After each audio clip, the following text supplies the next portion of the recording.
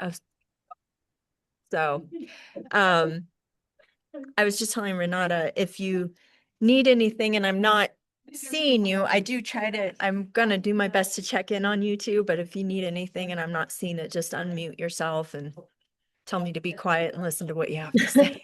Thank you. Yeah. And I need to move. That's coming in between the blinds. I'm gonna be glowing here if I, hang on. That is just, I don't know. There we go. There we go. Okay. Hi, good morning. Nice to see you all. Good morning. Good morning.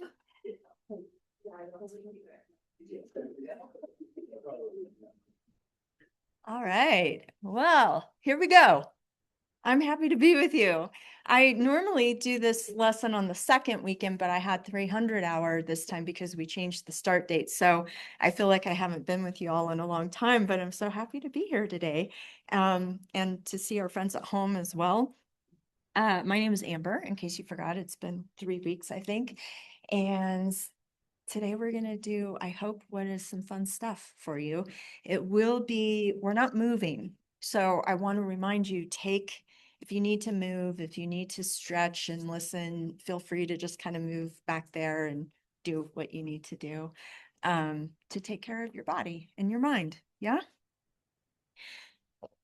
Today, if you eventually in your manual, and at home, I'm going to do my best. It's in the manual. This is one of the things at home. Sometimes that whiteboard, I'll move this around so you can see it better, hopefully, when we get going. But it's also all in your manual, I believe, except this first little part, which I'll let you know what all that is. But in your manual, we'll be looking at section 2.6, slide 54. It's called Sankalpa and Vikalpa.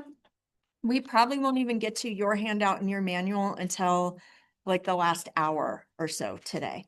But if you want to have it ready to go, it's there for you. Okay, so let's do a little check-in. We're not going to do anything major this morning. We're going to do something that will help us to get into our topic today, which is really Sankalpa. And a Sankalpa is a statement used in yoga to really, in a lot of ways, sum up not just your mission in life, but the state you want to inhabit, regardless of situation in life. And it's like words. It's a little statement, and we'll get more into that later and how it's used and why. It is different than like an affirmation, although affirmations kind of come from this idea in yoga. So that's what we're going to work on today. And the Sankalpa, I love teaching this one because this is the one I will have students come back years later and they're like, oh, I just changed my Sankalpa a bit and it's working so well. Or, oh, I've just really gotten back to that and it's been so helpful. It's one of those things, I think, like chakras. This is just one that just off the mat in life is such a good tool and can be so helpful and so beneficial. And it has been in my own life. And at home, I'm sorry, I know this light beam is following me around and I'll try to move so it's not blinding you, but it's gonna every now and then it might be, I hope it doesn't bother your eyes. So before we hop into this today, let's go around, say your names again. I think I've actually got everyone's, but just in case, I like to be sure. And I'd like you to share maybe not your favorite, because that puts pressure on it. But for now, what's a word you really like that just kind of, I don't know, it's, Marie Kondo with the cleaning. She does the like organizing and cleaning, and she says to just keep things that spark joy. They just have that ineffable kind of quality of like, you just like it. Okay. So think of a word today. Are you all tired? Everyone's face is like this. There, no one. I'm like, it's okay. It's normal. It's week 3. It's Sunday. But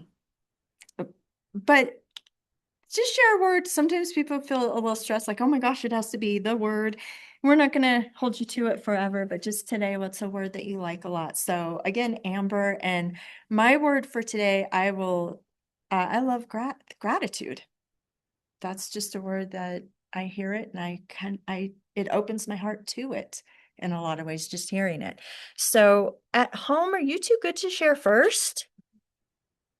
Yeah, okay. How about Eva, if you'll go and then Renata, and let me just change the screen slightly for you so that you're bigger and your friends can see your lovely faces a little better when I turn this around. Okay. Good morning. Hello. The first word that came to mind is a word that is not in English, it's in Croatian. My parents are Croatian, and this is something that my mom always says to me, but it's pomalo, which means it literally means buy little, but in more figuratively means like take it easy. Um, Hmm, so that's one that comes to mind. thank you. Nice. Hi everyone. Uh, my favorite word is not, it's also like not in English, is saudade. That means like a nostalgic feeling. Uh, you don't have like a right translation for it, but just means like something that you miss a lot that actually like aches your body. It's a really Hmm. like powerful word in Portuguese. All right. Thank you for sharing. This is fun. We always get to learn too. Like there's usually languages other than English. And of course, yours gets to be written in as many languages as you want. All right. If we'll go. Hi guys, I'm Beck. I know, it feels silly saying it, huh? It never stops though. Always introducing myself. My favorite word right now is effervescent. It means bubbly, like bubbly water or like a bubbly personality. I'm Jordan. I don't know, just kind of positivity, I guess. Just kind of not really feeling it today, so I'm gonna try and reframe my thoughts. Great. Good one. I don't know why this was a hard task for me today. My name is Kelly. I sparkle is one that comes to mind. It's just kind of fun and happy. Hi, good morning. My name's Vero. I have a word since 2016 and it's been perspective. And it's a word that I've been like playing with it. And I just love how we all have different perspectives and we just have to acknowledge that. So even the book itself, yeah, it sounds like a perspective of it. Yeah, it's like perspective. Hi, I'm Hannah, and my word of the year for this year was compassion. But my favorite word ever is bioluminescence because I like the way it sounds. So I couldn't choose between the two. Hi, I'm Katie. Um, I, after much deliberation, am going with hopeful. I feel like when you said that one opens a lot of doors for you, that word always kind of like it feels like a lot of potential. So Hi, friend. I'm Hannah Marie. I had a lot of words too, but I'm going with peace and love. They kind of go together. So I have two today. Yeah, peace and love. yeah. Yeah, if it's easier for everyone. All right, I $300 we didn't do that. So Yeah. remember. Yeah, that's true. No, I had to think too. I'm like, no, I wouldn't go by that. I'm Carly. Have you guys ever heard oofda? That's what came to my mind when you said a word. Have you ever heard that? It's like a lot of people up north, which my wife's from North Dakota, so it's like a northern thing, maybe Canada thing. It can mean a lot of different things, like something's difficult or something's gross, or it's like oofda. It's like I just feel like whenever it's said, like people either laugh because they're like, oh, they know it, and they're like, I can't believe you just used that, or people are like, what'd you say? So I don't know. I just like when people laugh, and so oofda makes me. Hi guys. My name is Megan. I think one of my favorite words is transparency, just because I think it takes a lot of courage for someone to be transparent. with something because you can be truthful, but transparency I think is more deep. But yeah, that's it. So nice to hear all of your voices too. Do we have anyone missing today that you can see just offhand? Just for attendance, it looks like. Okay. It's like we're all set. Okay, I'm gonna try to sit now behind the sunbeam. All right, so the plan to give you an overview for today, because it's a little different than what you've done before in here, and yet it's going to fit with everything you've done and will be doing, is we'll get into yoga philosophy and really get into some of the foundational ideas around it. And that's going to be important for understanding really what a Sankalpa is and how to use it. So we will start a little bit. So we're starting with these bigger ideas. And that will include a little bit from the Yoga Sutras. We will get into the concepts of karma and dharma, which are very important to yoga as well, and really talk about what those are today, because they all tie in to this idea of Sankalpa and how we can use it. And when we get that like bedrock of yogic principles underneath something, it just gives us more understanding of it. And we know that that helps our brains to actually allow something to work even better. Have you all heard of there's a study where there were house cleaners, or I should say hotel room cleaners, and they did a study, this has been probably a decade or more ago now, but they did a study where they measured their understanding of basic fitness and things like this, and how to lose weight, get healthy, all of these things. And it was kind of like none of them, they understood it, but none of them saw what they were doing day in and day out. I mean, bending over, cleaning floors, cleaning up after people, the hard work of all that. They didn't see that as exercise. So they took the two groups, and half of them, they educated them and they helped them understand this is exercise. And the other group, they just left the same. And then after however many weeks, they measured it. And just that understanding of this is exercise, can you guess what the results were? I mean, all their biomarkers, everything improved. If they were having blood sugar issues, they improved. If there was insulin resistance, it improved. Like all kinds of things improved. And the difference was the understanding. So for me, I really like to, if we're going to be students of yoga, I want to honor the tradition by studying it, and also give it to you because it might support you with the practices even more. That's my hope for you. You never have to believe it. I'm not here telling you how to believe. I'm just here telling you, hey, let's, as yoga teachers, have at least an understanding of the tradition and some of the foundational belief systems to honor what we're doing here and the people and culture and traditions it comes from. So, so know that I'm presenting this stuff. And that's really it throughout teacher training, chakras or anything else. It's up to you what you want to apply in your own life and accept in your own life or not.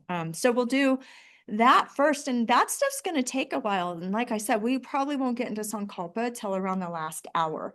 And that's going to be more like you're going to write and do some exercises and that kind of stuff. But the first probably about 2 hours, it's going to be more discussion. It's going to be really, in a lot of ways, you're going to be diving into the deep end, kind of like we did with 300 hour. This is kind of like diving into the deep end of yoga philosophy, because we're going to start with the very first sutra in the Yoga Sutras, even though it says 1.2, 1.1 is the first one, and we'll talk about it more later, but it basically just means now the yoga begins. And the second sutra defines what yoga is. So it just right in the deep end. We'll talk more about that in a moment, but I want to say in yoga, there's a lot of analogies that are used traditionally over and over. They help us to understand things. And one of them is an idea of dipping the cloth. So as we're going through this stuff today, which are big ideas, I mean, they're very big ideas, is to, just think about it as dipping a cloth. If you leave here today with questions, that's really normal. It's, it's taken me decades to even feel like that, or what I guess I would say is your understanding about it, your perspective, right? It will shift as the years go by, and each time you look at it, each time you dip your cloth into the philosophy or the teachings, right? So if you have never been exposed to this stuff, dipping the cloth, it might come out and you might not feel like the color is very rich or saturated. It might be a little vague, a little subtle, and that's okay. A lot of the things you'll hear today, you will hear again in the videos I do, the yoga history and traditions, and in other things, as well as then, of course, if you ever do 300-hour or study elsewhere or read the text on your own or anything else. Okay, it's just dipping the cloth. So be gentle with yourself. You don't have to approach today like you would in a traditional kind of educational setting. So even though these ideas are kind of heady and philosophical, take notes on what you want, but don't feel like it's like, oh, I have to memorize this, I have to get it down. Unless you really enjoy that, in which case go for it. That's fine too. So has anyone at this point, and it's rare that it's the case, but has anyone watched the yoga history and traditions on the Yoga Sutras yet? Not yet. Okay. I have been reading the Yoga Sutras of Patanjali, but now You said that day one. I remember that. Yeah. I love that book, but I had to pause it to start reading the other books of the course. Sure. So Yeah, you've I still only didn't got so finish. much time in a day, right? Yeah. Well, and I suspect if it's the kind of stuff you enjoy, you'll be rereading it too. You'll read it and you'll read it again. What's the commentary or translation you're reading, just out of curiosity? I think you said, is it the Satchitananda one? Or is Which that one? who's the commentary you're reading? Commentary, like the sutra that I'm Yeah. reading? Who wrote where's the book? I am like on the second book. I just started the second book. Yeah. Do you know who translated it or wrote it? Or Who translate? I don't know how to say it his might be, name. is it in Portuguese or is it in English? I guess would It's be my in English. I'm okay. gonna grab for you. Just Yeah, hang in just there. out of curiosity. It's this one. Oh yeah, Satchitananda. That's what I thought. Okay, Yeah. cool. Yeah. I don't know That how to say his really, name. that one will throw you in the deep end too. So that's a fun one, but it can be kind of like, whoa. It's a lot. Yeah. It is, yeah. Yeah. If you all get into this stuff and you're curious, there is a list of books and I give little descriptions of them. If you're like, well, I don't think I want one that's going to melt my brain each time I sit down, I've got one listed for you in there. That's what we use for 300, the Carrera one. It still might melt your brain a little, but not like the one you're reading will definitely do it. But they're all good and you can kind of pick and choose what's going to work for you. So just whatever translation you read, it's always going to have a viewpoint from that commentator's tradition. All right, so the Yoga Sutras is a text that was probably written around 500 Common Era. We don't really know how old it is, and we don't know how old the practices in it are. In fact, they traditionally weren't written down. So we don't know, well, why Patanjali, the one who codified this text, decide to write it down? We don't know. Was it because it was about to go out of practice? Was he concerned about preserving it and it had been around for 1,000 or 2,000 years before that? We don't know. Or was it because it was in its heyday and he's like, hey, maybe I can make some money? I don't know, right? We don't know why was it at this point in time. I suspect well, we know some of the traditions or practices in it are much older. And again, old, well, I didn't say this, but old doesn't matter. Older doesn't matter only in that it gives people time to have done it to see that it works. That's the only thing that matters about old. There can be things that are thousands of years old, but they're just real fundamentalist orthodox kind of views that actually don't serve anyone but some kind of upper class in life, right? And then there can be texts that have truths and things in them that are very applicable to everyone's life and can be used. And I would really say the sutras has proven to be that. It's not the only tradition of yoga. There's so many traditions in India that would be called yogic. It just makes your head spin when you start to think about it. But as happenstance took it, these are the ones we really got a lot of translations of early in the West of our understanding of yoga. And so it's informed a lot of Western yoga, which also doesn't make it bad or inferior. It just means that's the lineage we happen to have had land here and learn from a lot. In the second, so there's 196 sutras. They're these little tight, they're called aphorisms or shlokas. And traditionally, I have a teacher who says it's like a little tight rosebud. And we want good commentators, we want teachers, and we want practices to help us open that. Otherwise, they just don't hold a lot of depth and meaning for us because they're very terse, they're very simple, straightforward, to the point. It was a text that was meant to be in addition to teaching, right? So that's what we'll do today, is hop in with one of the sutras, and it's really the most fundamental one. It's where Patanjali defines what yoga is. So before we do this, well, actually, let's just hop in. And I'm going to do my best here. Let's see what we can do. Are you able to read this board at all? Yeah? Okay, it looks better to you than it does to me then, so that's good news. All right, so I don't have that many good markers. They're all thin. The green one's the only thick one. We will order more. So Yoga Sutra 1.2, which just means it's the second sutra in the first book. There's basically 4 books or chapters to it. And I wrote it out kind of phonetically. It's Yoga Chitta Vritti Nirodha. You're going to get to say that a lot by the end of the day. In this one, Patanjali tells us exactly what yoga is. So first sutra, he says, now begins the studies of yoga. And second sutra, he's like, here's what yoga is. And we're going to go through that right now. Would you like to know what he thinks yoga is? Are you curious? It has nothing to do about getting your leg behind your head or looking good in yoga pants, but you all know that. Despite what maybe some of our culture has done to things. Pardon me, I'm plugging my computer in. I'm at a weird angle for you too. Okay, so the first one, the sh is only because it runs right into the word chitta. So what's the first word? You got it, yoga.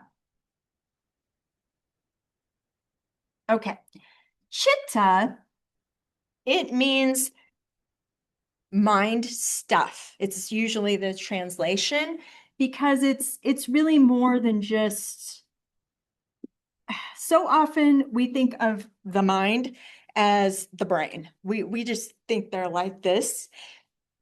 In yoga, yeah, the mind eventually becomes the brain, but it's everything. This is everything you think you are. But in yoga, that you are not. That's actually just an experience. How does that sit with you? Yeah, I'm going to say it a lot, in fact. So you will really get this one today, Vero. In fact, do you mind if I take a little bird walk to give you an analogy for this? Okay. So yoga's chitta. So far we have we're doing something with the mind stuff, but we need to know what the heck is the mind stuff in the first place, right? And Hannah will know this from weekend 1. We have an analogy called the moon and the pond analogy. It's given a lot in all many yoga traditions give this analogy, even outside of anyone using the sutras. So if you can imagine, this is a moon, this is a pond, okay? Believe it or not. In yoga, there is the experience of who you are, and then there is the reality of who you are, and they are different. we get so caught up in, I am a morning person. I am a person in this body. I am a child of so-and-so. I am a bad driver. I am stupid at math. I am brilliant at art. I am. Yet yoga says, well, all of that stuff is subject to change. So here's the measure. If you want to know who you really are versus what is just part of the chitta, the mind stuff, you ask yourself a couple of questions. One of these questions is it changeable? Does it change? Is that right? Does changeable have an E? That looks weird. But it looks weird. It does, right? Yeah, that looks so weird. Okay. My spelling of things is changeable sometimes. So is it changeable? Is it subject to change? Has it always been the way it is now? If the answer is no, is it moon or pond? Pond. The pond is experience. It is chitta. Okay. The other question we'll work with today, there's a couple others, but these I think really sum it up well. Is it eternal? Has it always been and will it always be? Well, I know this.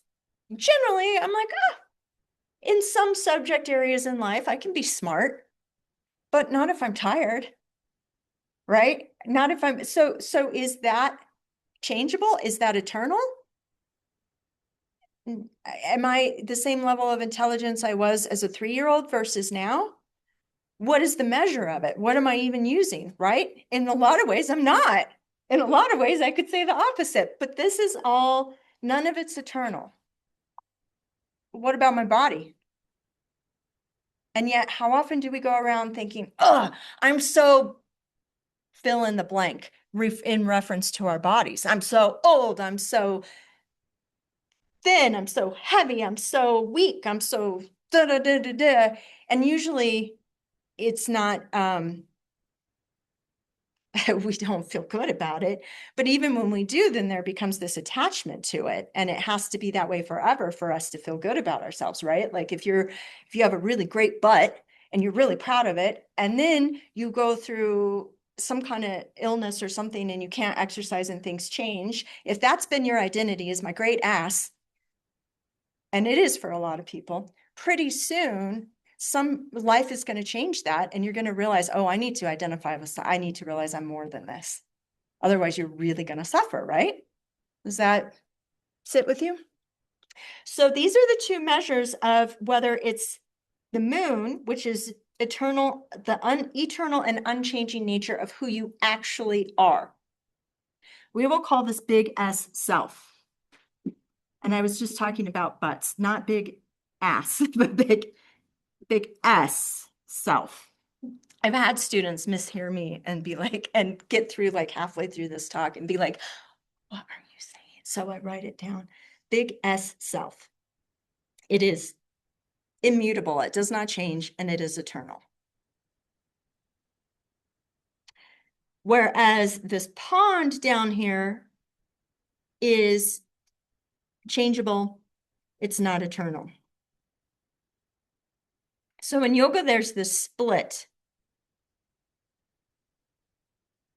And the essential problem, the reason we suffer is because we think we are this pond and we identify with it and we lose touch with who we really are.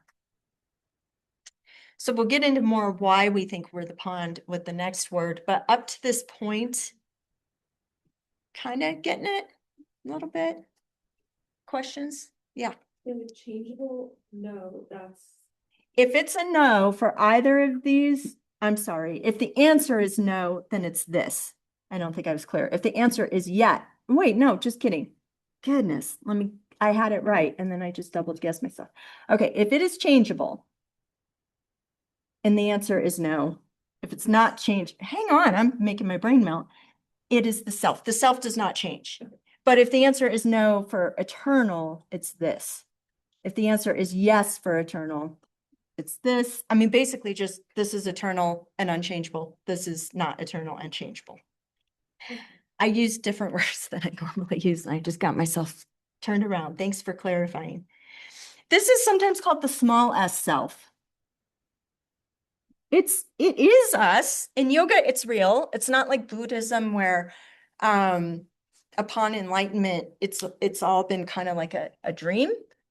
In yoga, this is real. This world's real. This is really happening, but it's the way we perceive it that is causing us pain.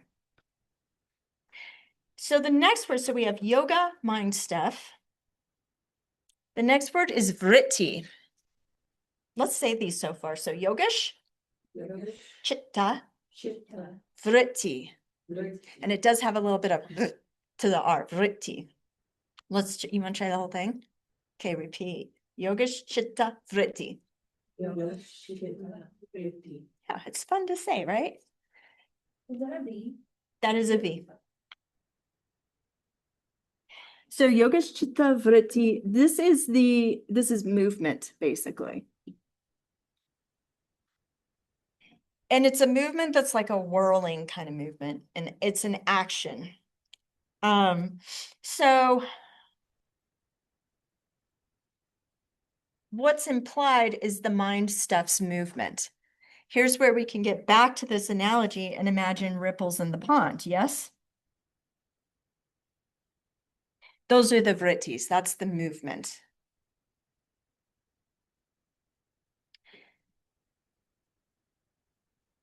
Nirodha, actually, let me write this way, H-U-H.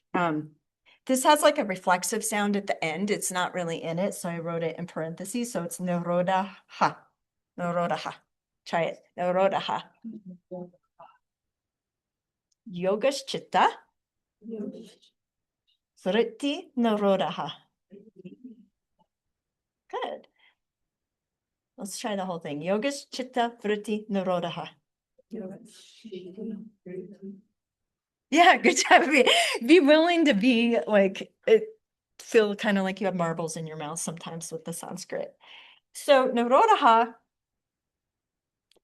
it translates as cessation or just a complete stopping, okay?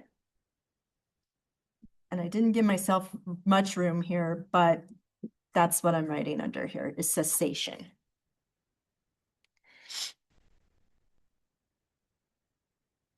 Not sensation. Not sensation, cessation, stopping, ceasing, a complete state of being ceased.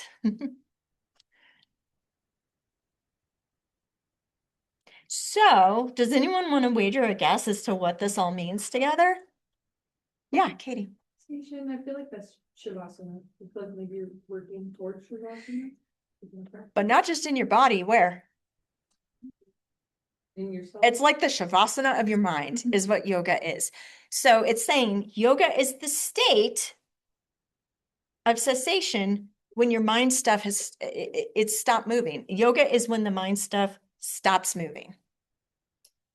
The mind stuff would include your body because generally in yoga, anything that's more subtle becomes more dense. So the mind becomes thoughts, becomes, I mean, we can see it in neuroscience because a thought becomes oftentimes a neurochemical expressed as an emotion in the body physically, right? So that's an example of the subtle becoming physical.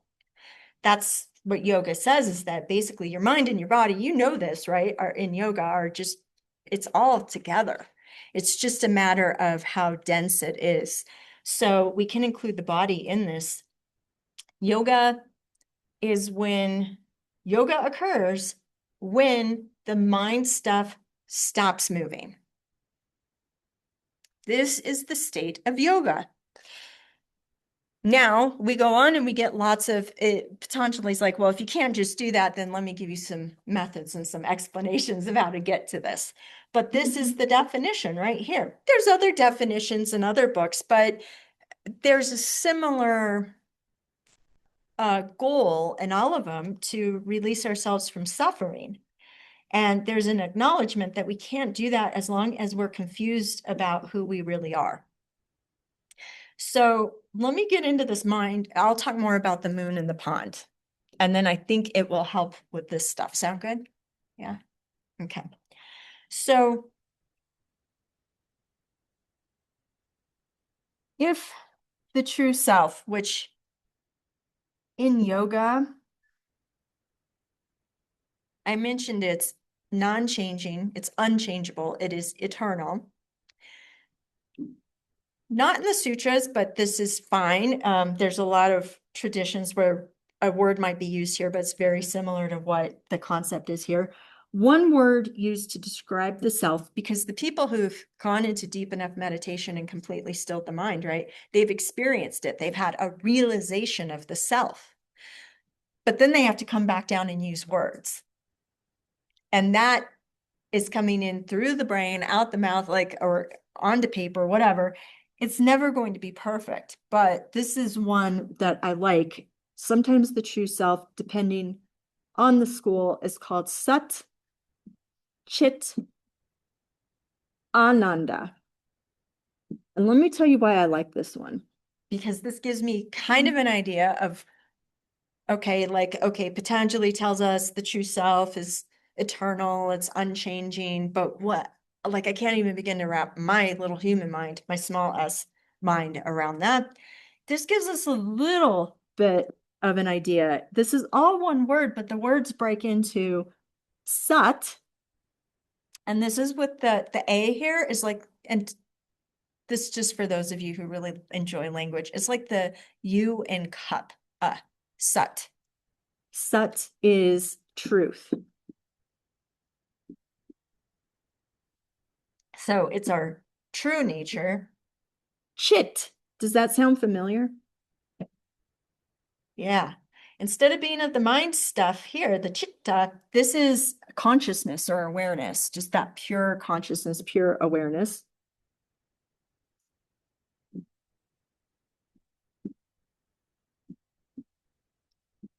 And then, sorry?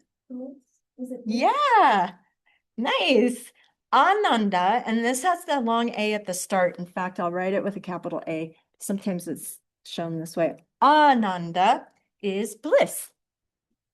So our true and abiding nature, yoga is saying you are not your thoughts, you are not your body. Those are experiences. If you like ice cream, that's an experience. If you're a morning person, that's an experience. That's not who you are. And your confusion with thinking you are these movements of the mind has gotten you into all kinds of pain and suffering. The more you can get that mind still, what happens to the reflection of the moon in the pond? Closer we get to remembering who we really are, right? Whereas when that pond is really moving, what happens to this reflection? It's distorted. It's broken. We might not even see it if the pond is really moving. We are completely disconnected with it. You've known this feeling if you've ever had a moment of just rage where you lose your stuff. I think we've probably, I don't know, I've had that moment. I don't know if you ever had. Or utter frustration or any of these things. At those moments, the identity becomes so deeply enmeshed in the chitta that we just are identifying with this, and we no longer, there's even no awareness in those moments of this. So what our yoga practices are doing, as much as we get to make cool shapes with our bodies and do all of this other stuff, what it's really leading toward is teaching us to get the movements, to reach these states of Nirodha where the mind is still and we have moments of remembering our true and abiding nature, Sat Chit Ananda. And I suspect, because you're in teacher training, even if you don't have a moment where you could point to and be like, that was it, because it can be so, the mind moves so fast. You are creating him through yoga. That's why you're in teacher training. You know, you're like, there's something to this. I don't really know what it is. I can't point to it, but it's happening.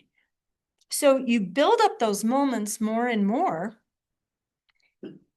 And in yoga, what we're really doing here is we're learning to slow down those movements of the mind. Now, when we get them completely stopped, we have that experience of Nirodha, where we remember our true and abiding nature is truth, consciousness, bliss, meaning you are that. And I love that word bliss. It's so interesting because it can be so hedonistic, right? It can be so like, I don't know, like whatever, just gratifying the senses. That's not it, because that all ends. That's an experience. This kind of bliss is a beingness. It never ends. It has always been and always will be the experience. It's not an experience. It's who you really are in yoga. Is joy, is bliss, is consciousness, is truth. That's who you really are in yoga. And your pain in yoga comes from having this beautiful, amazing experience in life, but getting so caught up with those movements of the mind and identification with all of this mind stuff that we lose this. You know, when you have that moment when you look in the mirror and you hate yourself, that is a total distortion and identification with the movements of the mind. So it's a distortion of this moon. You might not even see it, right? When you have that moment where you're so embarrassed and ashamed because you said something stupid or whatever, or disappointed a parent or any of these things where it's just that becomes who you are in that moment, yoga is saying, no, that's an experience, but you're this.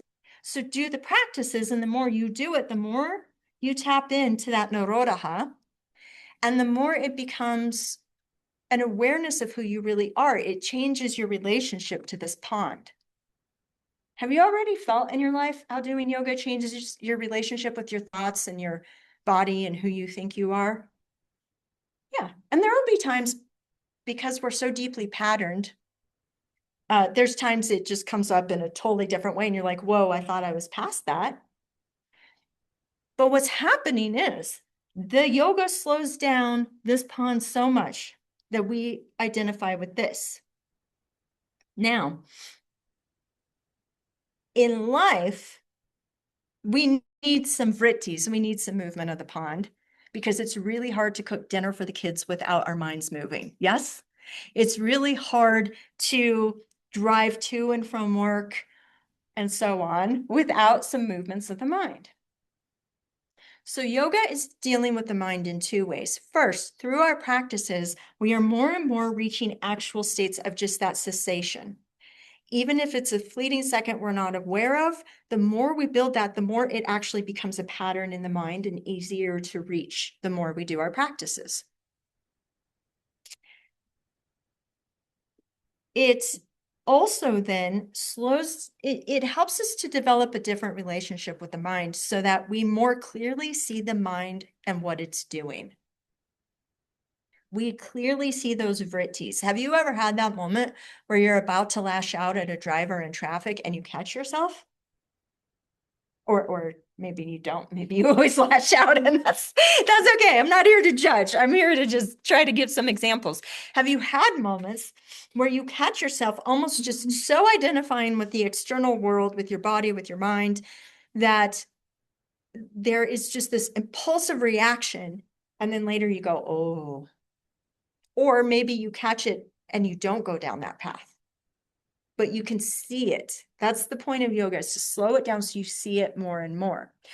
The modern-ish psychiatrist Viktor Frankl has a quote, and I'm not going to get it exactly right, but basically, I probably have it in here somewhere. But basically, it comes down to like, what we're trying to do, what true empowerment is slowing down the mind enough so that we get a gap between stimulus and response. Yeah. So what that means is when we're out in life and we, there are yogis who, I guess, it depends on the tradition. Some say if you get into that complete state of Nirodha, you can't move your body, like you can't feed yourself, you can't do anything. And so they have people who wake them up and they're like, the person in their tradition who sits in that state of complete Nirodha, they wake them up and they're like, hey, eat now, take your broth, let's go wash you off because they're just in that state. Other traditions state, no, you can hold that state and function.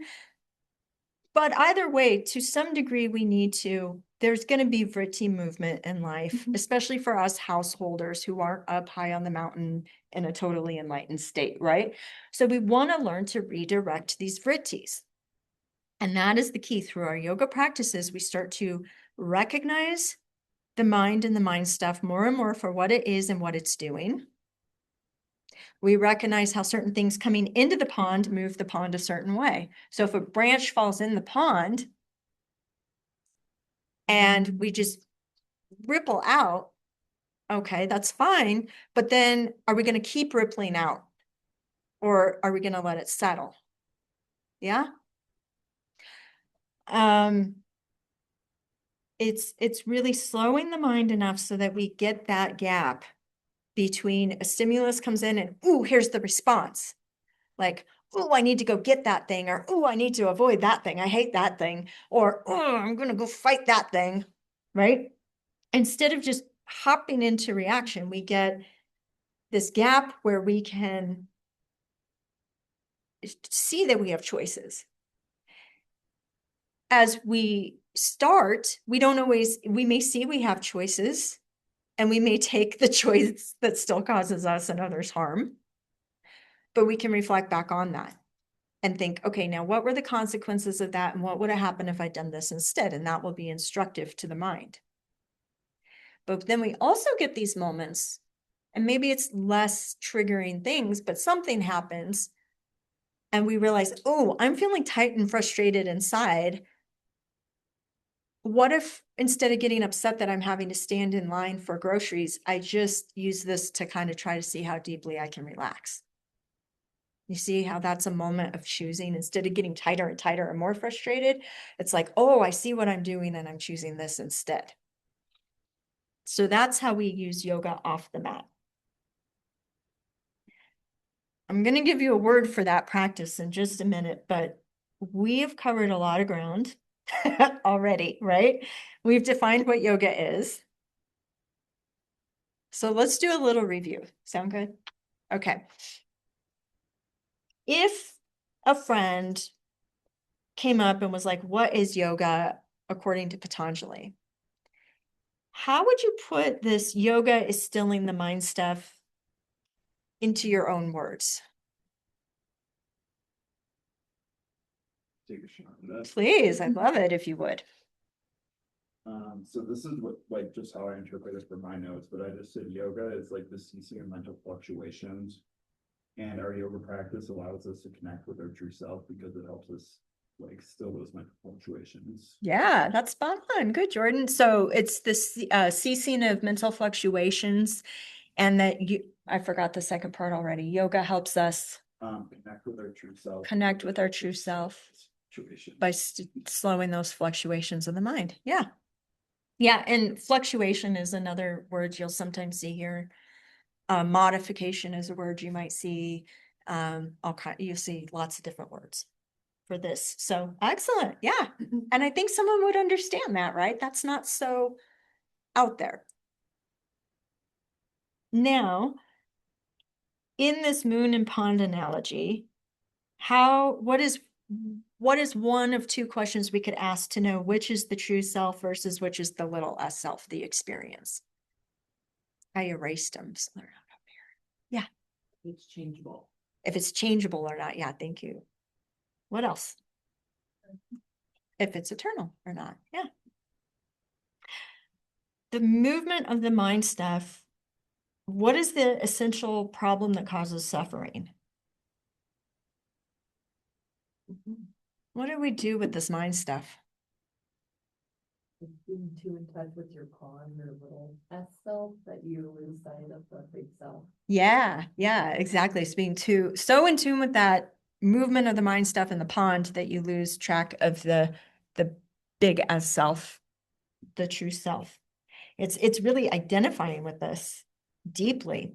And it's hard not to do because we really we're materialists. We're in a physical body in a 3D world, so it's hard to believe we're much more, right? All right. Why is yoga? What are two things it does? It slows down the mind, which can sound so bad, especially in our culture. We all want to be fast and ready and sharp and quick. I don't mean dulls the mind. It actually clarifies the mind. It slows the movements of it so that we can do what's one of the two things that leads to or helps us to do. May I say something? Yeah. I believe that it clarifies your thoughts. Mhm. Like you can kind of like select your thoughts, and you can be aware of like your thinking and where that thought is coming from. That's why like helps me at least. That's it. Yeah, that's it. And so it helps us to see the vrittis in the mind stuff. And it is thoughts, but I also want to add it's emotions. And they're also linked. Our bodies actually get addicted to emotions to a great degree because it's a stimulus of the cells. And the cells they don't care if it feels good to you as a whole being or not. The cells are just like, ooh, stimulus. So even if it's a really not fun one, like a hardcore cortisol rush, a big fight or flight moment or something like that, the cells receive it as stimulus and then the next time they need more. And so you'll even sometimes the body will start to, when you get enough into your practices, and maybe you felt this, the body can proceed, it can just be like, oh, this feeling, I'm used to this feeling, I'm addicted almost to this sensation that then becomes, it almost works backwards, it becomes emotional and then thoughts, right? So it's like maybe a sensation of fear comes up along with that emotional quality of fear. And then we start looking for things to be afraid of in our environment and we find them, don't we? You've all had this, I imagine. I've had anxiety before. That we get in these loops. So when we slow that down, we can start to recognize, oh, here's my body doing this. Can I change this? Can I shift this even 1 degree? And then the other thing, when we are slowing down the mind stuff, we actually achieve moments of nirodha. No, I would argue, by and large, this is going to be experienced in your yoga practices, right? When you're doing your yoga practices, but it carries off the mat because it gives us that joy and that peace of identifying more with this. And it helps us to really slow down the mind and see it for what it is more. Up to this point, what can I clarify or explain more? Yeah. So the pond is not eternal and it is changing. The pond is not eternal and it is changing. That is correct. Got it backwards, I think. Thank you for clarifying. Yeah, my yes and no thing, I got that all screwy. The pond changes and it's not I mean, it makes sense, right? You're true. Also just go with what seems reasonable. It would be weird if I was telling you the part of you that's eternal and that never changes is not real or an experience, right? So if you leave here and you forget, just go with what makes the most sense and you'll be like, oh, okay, I got it. What else? Yes, Hannah. I just want to make a comment about what you said about like our bodies being addicted to these like emotional loops that we get into. Because I think that what you're saying right now is so important for us to remember that while this is also true, we shouldn't like blame ourselves for all of these ripples in our brains because it truly is like a chemical reaction that we have to then create. Blame is another vritti that would just hurt you. No, it's a recognition of what it is. And actually, when we start to recognize it, we can start to change it, but it's not our fault. Yeah, none of this is about faulting. And I want to say that ahead of talking about karma too. Karma gets people real roused up sometimes. Take it or leave it also. But I would say this, and I talked to this with 300 Hour about this, is you have the moment in which you are a victim, and then you get patterned. So what happens is what yoga can help you do is realize, oh, this one thing happened, a stimulus came in and I responded, and that response was good and it helped me survive a thing that was hard to survive. But then the brain and the body start going, I better do that all the time because it worked once. And so we get in this loop that is certainly, none of this is ever me. I'm not into blame at all, because again, that's just a harmful vritti. And by harmful, I mean one that is going to take us away from our true and abiding nature and recognizing it more and more, right? But if we can kind of objectively, without judgment, step back and part of, let me say this, the process of all of this too, we shouldn't blame ourselves because it's not us. This is all a program. The body-mind complex, it's a program.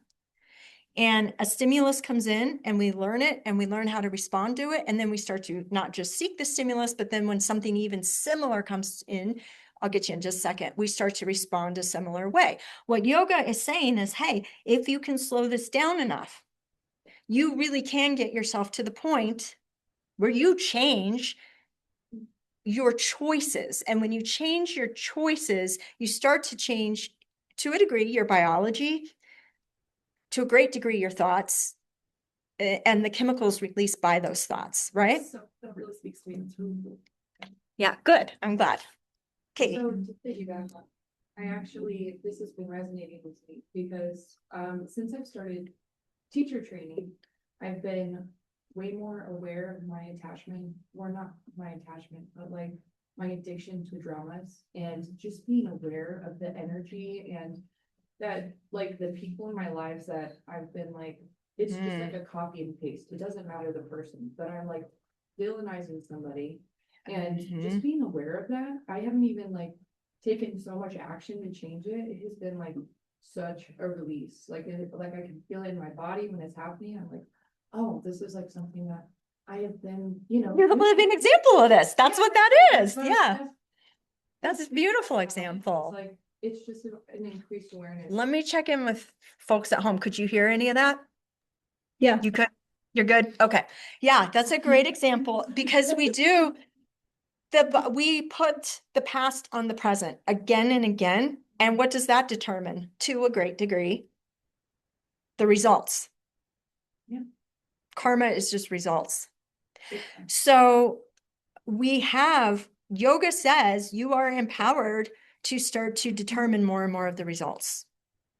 Now, let me get back to this thing too, because I think, again, it's not victim shaming, it's not victim blaming, but it is saying yoga is a deep art of personal responsibility.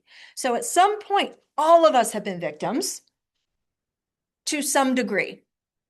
And I think all of us struggle with the identity of victimhood and being victimized. I know I do.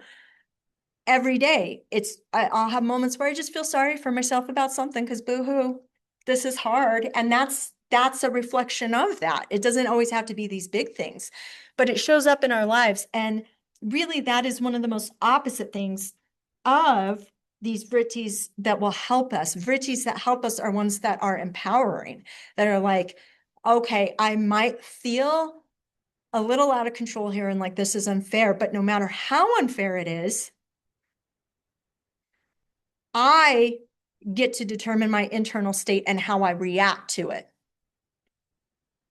And it's hard because the world is hard and we see horrible things happening to people. We see horrible things in our own lives. We see things that people do to other people, that just tragedies that make no sense, and disease and death. And we see all kinds of things. And yoga is saying, yeah, those things they're gonna happen.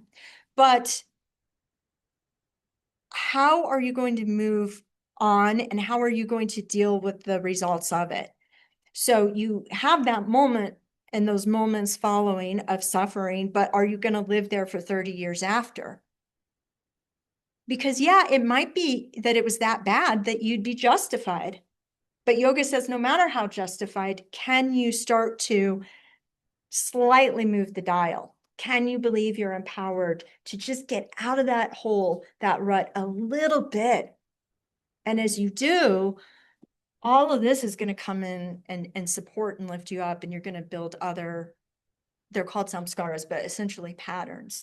So to me, yoga is deeply empowering. And it's a deep recognition of who we are as humans. We suffer, we have done wrong to others, and we've had wrong done to us and the people we love.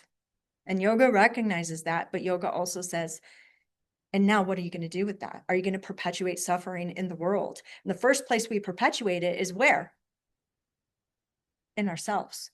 So it is a deep practice of deeply loving ourselves, of deeply forgiveness doesn't have to be an emotion. If someone did something horrible to you, you don't have to suddenly love them. What it means is you disentangle yourself enough from that moment to where you can love yourself and move on in an empowered way, to where thinking of that person or that thing doesn't send you back into a corner huddled in tears, but instead it's wisdom because you've learned from it. That's what yoga is teaching us. And that's what the practices will do as they slow down the mind. Yeah. I have a question. Please.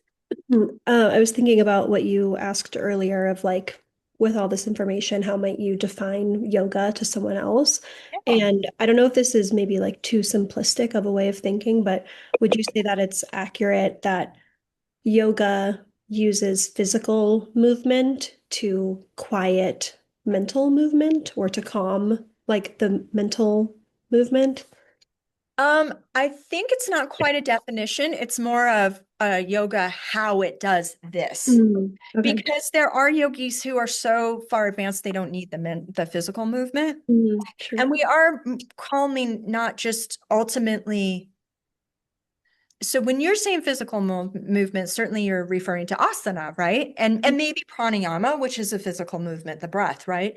But we have to remember too, physically, we are producing emotions chemically, doing so many things we're not even aware of. So it's really about getting a control of all of that through the practice all of these practices will facilitate that. Yeah. So when we get that stillness, it is really it is of the mind, but it's not just through physical practices, because then we sit in meditation, things like that. Yeah. Thank you. Great question. Thank you for that. Okay. Before we go, I want to take a little break I think what we'll do today is take 2 smaller breaks. Is that good? Rather than kind of one big one? Because I feel like this stuff, it's a lot of talking. I just want to give you the word for when you see a vritti coming in and about to cause a big wave, right?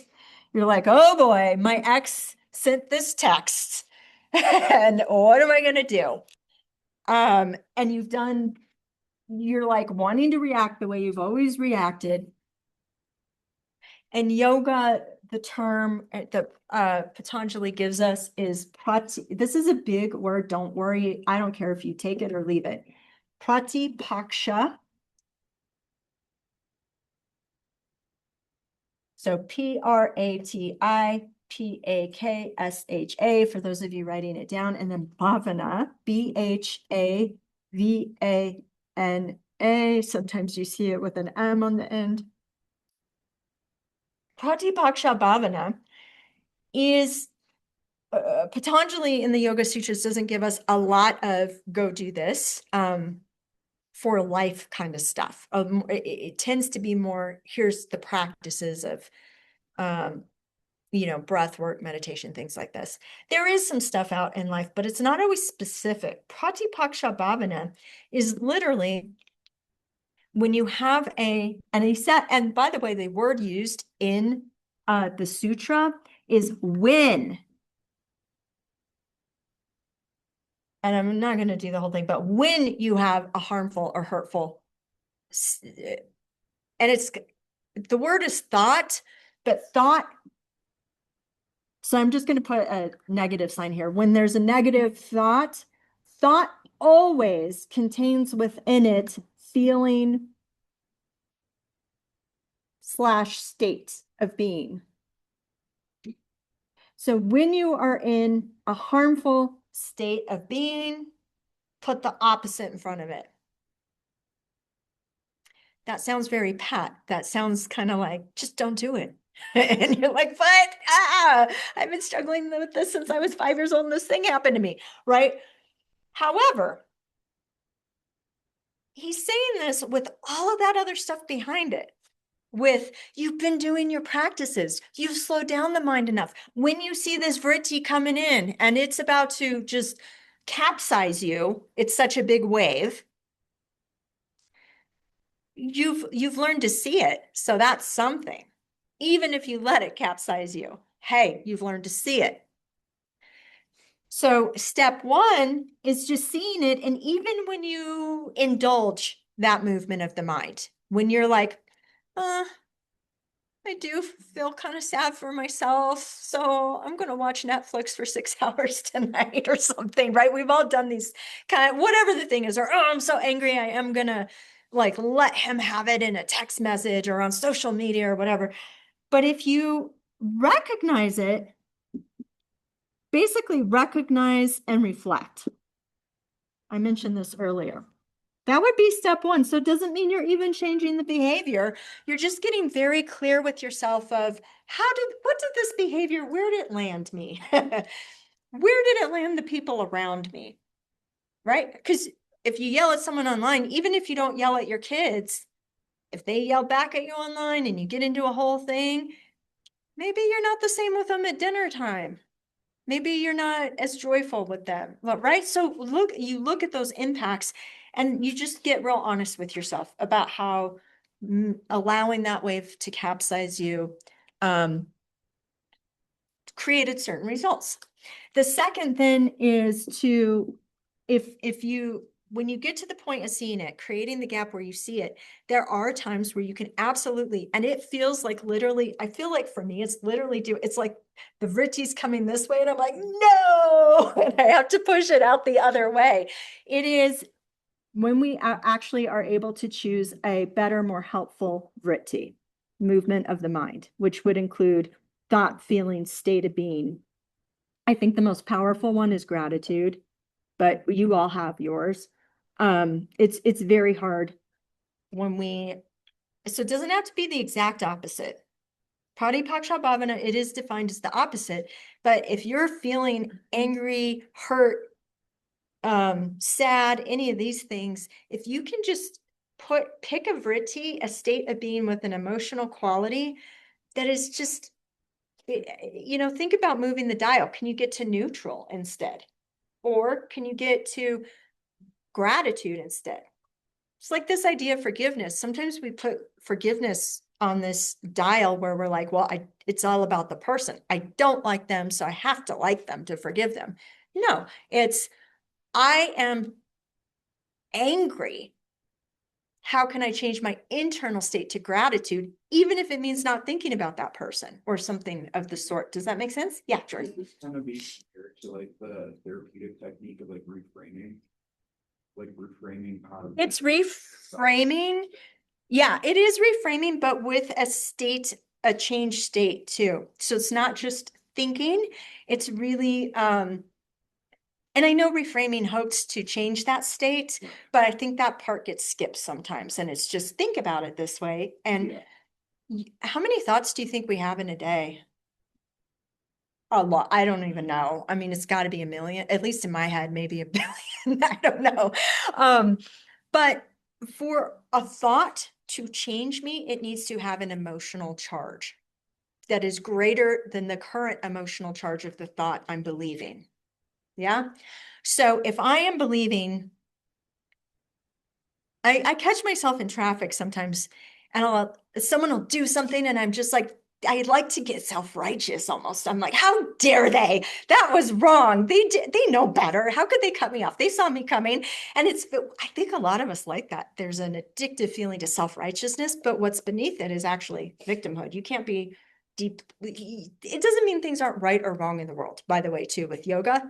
Yeah, we have ahimsa, we have nonviolence, we have things like this. But so I'm not saying there's no moral measure. What I'm saying is, if I get mad at someone in traffic and I get self-righteous, that's the strongest, that's the most emotionally charged thought in my head is they did me wrong and I'm a victim and I'm going to get mad. But it only affects me, hopefully I don't like ram into them or something, right? But it's so in Pati Paksha Bhavana, I see that coming up in me. I feel it as a physical response. I feel it emotionally. I feel all these things happening. So it's not a denial. It's not suppressing it, but it is recognizing it and then going, okay, can I shift this? And no matter how wrong this person is, it's only hurting me. So what if I think about my dog? What does that do to my heart right now? Right? So you have to get a little creative and playful. And for me, almost instantly, I'll get a little like, oh, I can feel, I'm still annoyed, but I can feel a little bit of lightness and playfulness in there. And pretty soon I can expand that. And it's like water off a duck's back. I've forgotten about that person who 2 miles ago cut me off. Yeah. It's a constant practice. It's hard work. I'm not denying that. But that, Jordan, long answer. I think the key is really finding ways to create an internal state that is more emotionally charged than the one we are experiencing. And we have to practice that in good times too.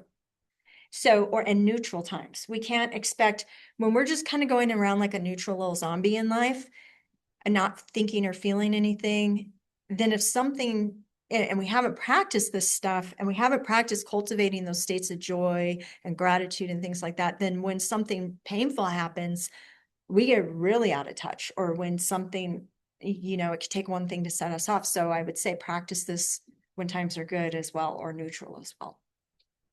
How do you practice that? Like the examples. Like I just said, yeah. Uh-huh. Are negative. Yeah. right? Uh-huh. Oh, so in a more neutral, yeah. And I just have positive. So in those examples, what you're going to do, let's say you're just having a neutral day. So the question from Vero was, if you are having like not a negative thing, how would you still practice this? And that is such a great question. Thank you for that. The practice is, so say you're standing in line and you're not in a rush, but you're just kind of neutral and you're kind of like thinking about the groceries you got, just double checking, did I get anything? There's no real good or bad. It's just kind of neutral. And you realize, oh, I could use this time right now to cultivate some gratitude and to practice the vritti, because we're really just, when we're doing this kind of work, we are practicing certain vrittis so they become more habitual. So remember, a vritti is going to include emotions. So it might be, well, when I stand in line here, I'm going to see if I can feel gratitude. And you start with something easy, something where you just feel it. And I hope you have that. And if you don't, I hope you can start to, then it's an even better practice for you in a lot of ways. But is there something that can bring you, or heck, even open your phone and be like, I'm going to watch one video. It's my favorite video of this kitten. And every time I see it, my heart just kind of opens up a little bit. I just did. The last video I did for Yoga How To was really much a practice that is about this. And you just practice getting into that heart space, no matter what it takes. So knock on any door you need to get in there. And then once you get in there, you just see how long you can hold it. So when time, and let me just wrap up real quick. When times are good, then have you ever had that feeling of, I know I should be enjoying this more than I am? So if you're already feeling it, it's not like you need to amp it up, turn it up even more to where you're like, oh, I'm so happy, right? But when you're just kind of like, I'm joyful, but am I really in this moment? Am I really enjoying things? It's the same thing, same kind of technique. Yeah, Kelly. So I was gonna say, like, if it's practicing it when you're in a good headspace or positive, kind of like catching the moment and acknowledging, like, this is that good feeling that I want to be able to come back to. Yes. Yeah, it can be very much even in good when you do experience it and it doesn't need any alteration on your part. Can you hold it a little longer? Can you practice it a little more? And I am telling you, I would not sit here and get so enthusiastic about this if it has not, these practices have changed my life and my inner being completely. But it is a dedicated practice. It's hard work. You have to do it all the time. You're going to have times where you're like, I'm still a mess. and that's okay. You pick yourself up and you do it again.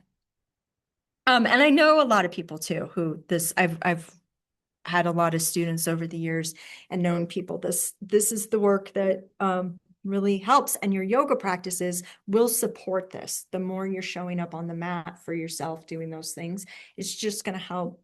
It literally, they're designed to help slow down the mind so you can do this more and more. Yeah. Should we take a little break? Okay, if you think of questions on break, we can get them at the top. Let's make this one we'll do 15 minutes total, but we'll do 10 now. Is that good?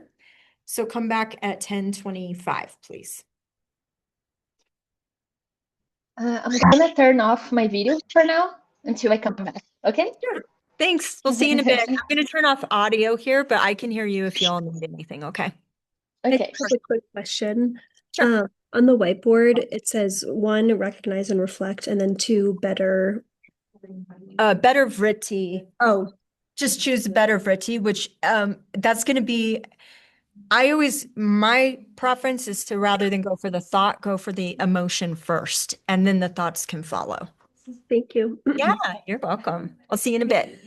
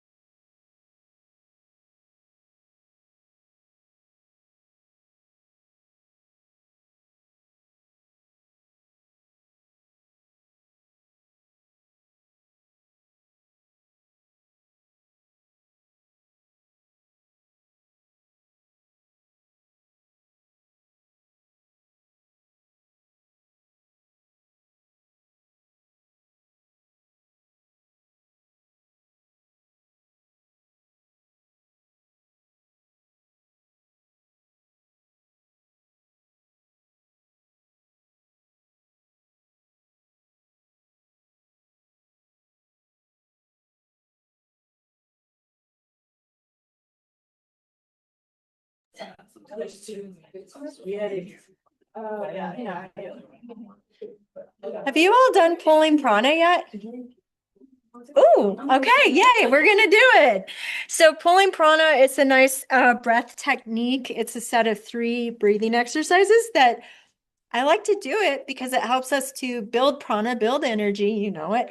And but then it helps us to bring it in and focus it. So it's not just like, whoo, right? It's like, and it's anyhow, I think it's a cool technique. I hope you like it. You can use it. I like to teach it too, so you can use it on those nights when you're tired and it's like 8 p.m. and you're like, there's another hour here. What's happening? Help me. So we start with palms forward, arms overhead. I know I'm showing you all because my hands are going to disappear on the screen. And just, I want you to, before we do anything, let your stomach relax as much as possible. Maybe even give it a little pat, like just let go, let those muscles soften up. And what you'll do is you'll start with an exhalation and it's a slapping back of the belly. It's a forceful exhalation. And then you just release and the inhale happens. So I'll show you a couple times. If you want to rest your arms, feel free. I realize I'm talking a lot and you're like, lady, come on. So it's just like this is I inhale before I really begin. My stomach is expanded or relaxed and my stomach's going, there's a right? So it's a forceful exhalation. The inhale happens naturally. Chest is not really moving. It's really through the belly. We're going to do about 15. Do what's right for you.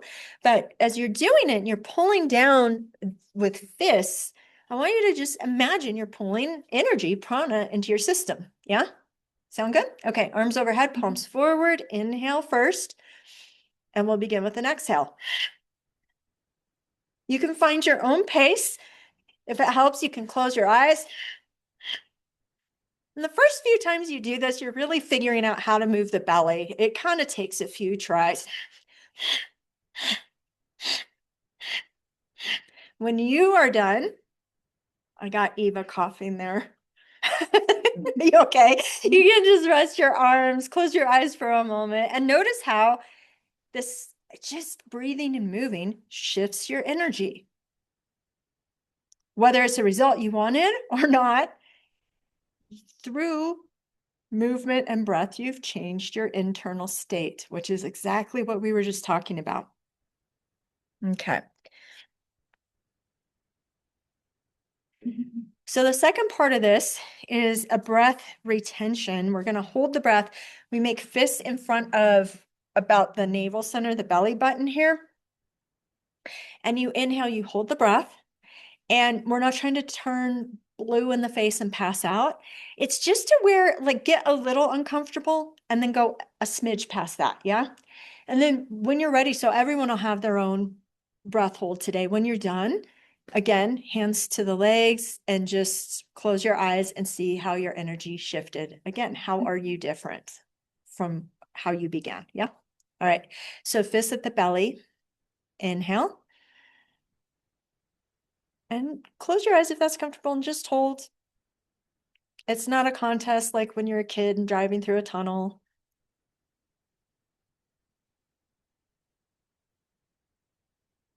This exercise here is bringing the energy in. So we've built it and now we're bringing it in to focus it. When you're ready, you can just bring your hands down.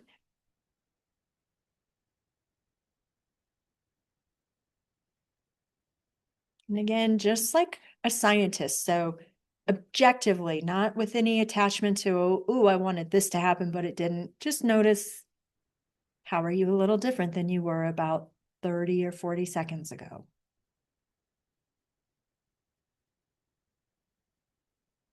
These exercises help us to remember just how changeable the chitta is, right? Do you need support with anything, Eva? Okay, let me know if you do, please. Okay.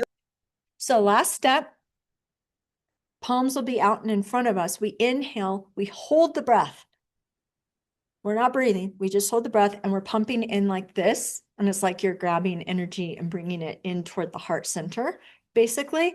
And it's just a breath hold. You probably won't be able to hold the breath as long because you're pumping your arms, right? So you're using that oxygen. And that's it. And then just when you're ready, you rest. Do I wouldn't do more than 15 of these. So even if you're like, I could keep going, just 15 is good to start. Yeah. All right. So palms up in front of you. Inhale and begin. And really imagine you're drawing energy in. And then when you are ready, hands rest, let the heart rate return to normal.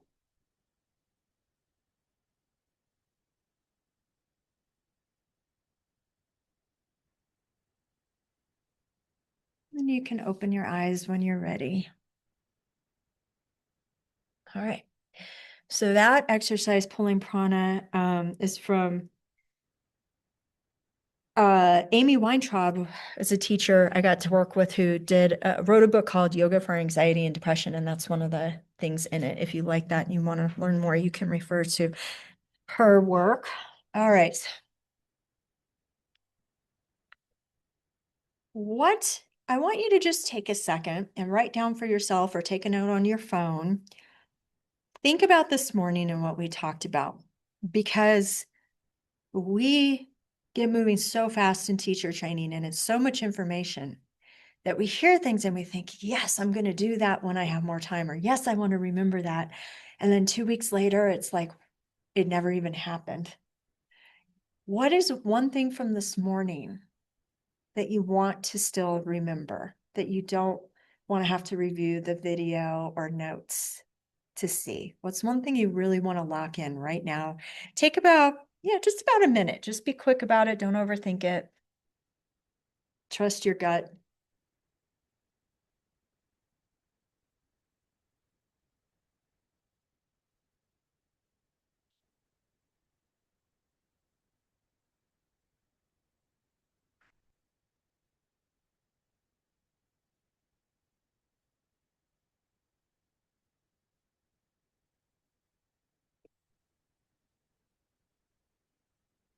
And when you've got it, just put your pen or your phone or whatever you're working on down, and then I'll know you're ready.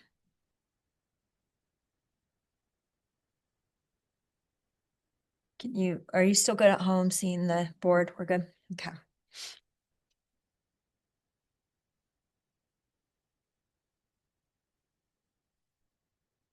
And wherever you're at, start to finish up. Write a few keywords so you'll remember later.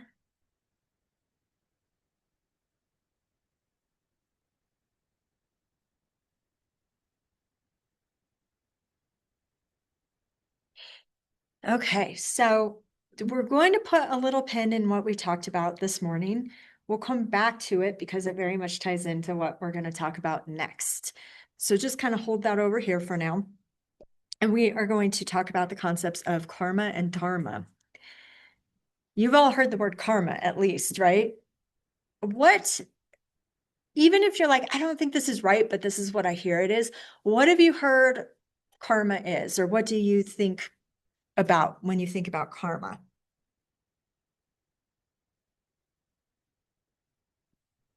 The energy you give, you receive. The energy you give, you receive. Yeah. What else? I think it's like cause and effect is how I see it. Cause and effect. Good. Yeah.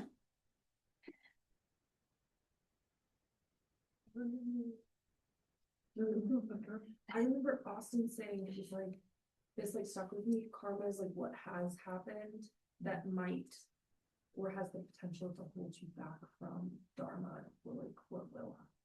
Yeah. And That's a good perspective of it. Yeah. What else?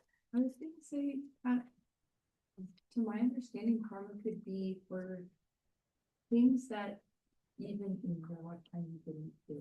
Yeah. Or like in past lives and stuff. Mhm. So, right. Yeah, we'll get into that a little today because it's certainly the idea of reincarnation is an important one in yoga, and karma doesn't work without it.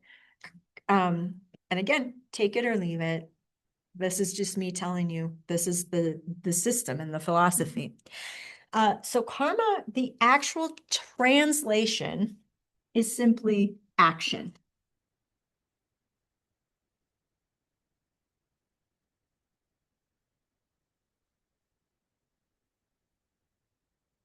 That to me used to be a little confusing, But what we need to remember is every action has a what? I'm going to start to spell it and say it when you know it. Yeah. Oh, what?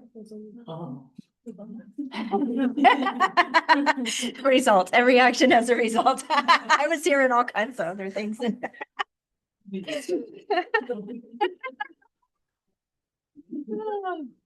Yeah, every action has a result. And so what a writer I like calls it, he just says, so therefore we could just call karma reasonable results.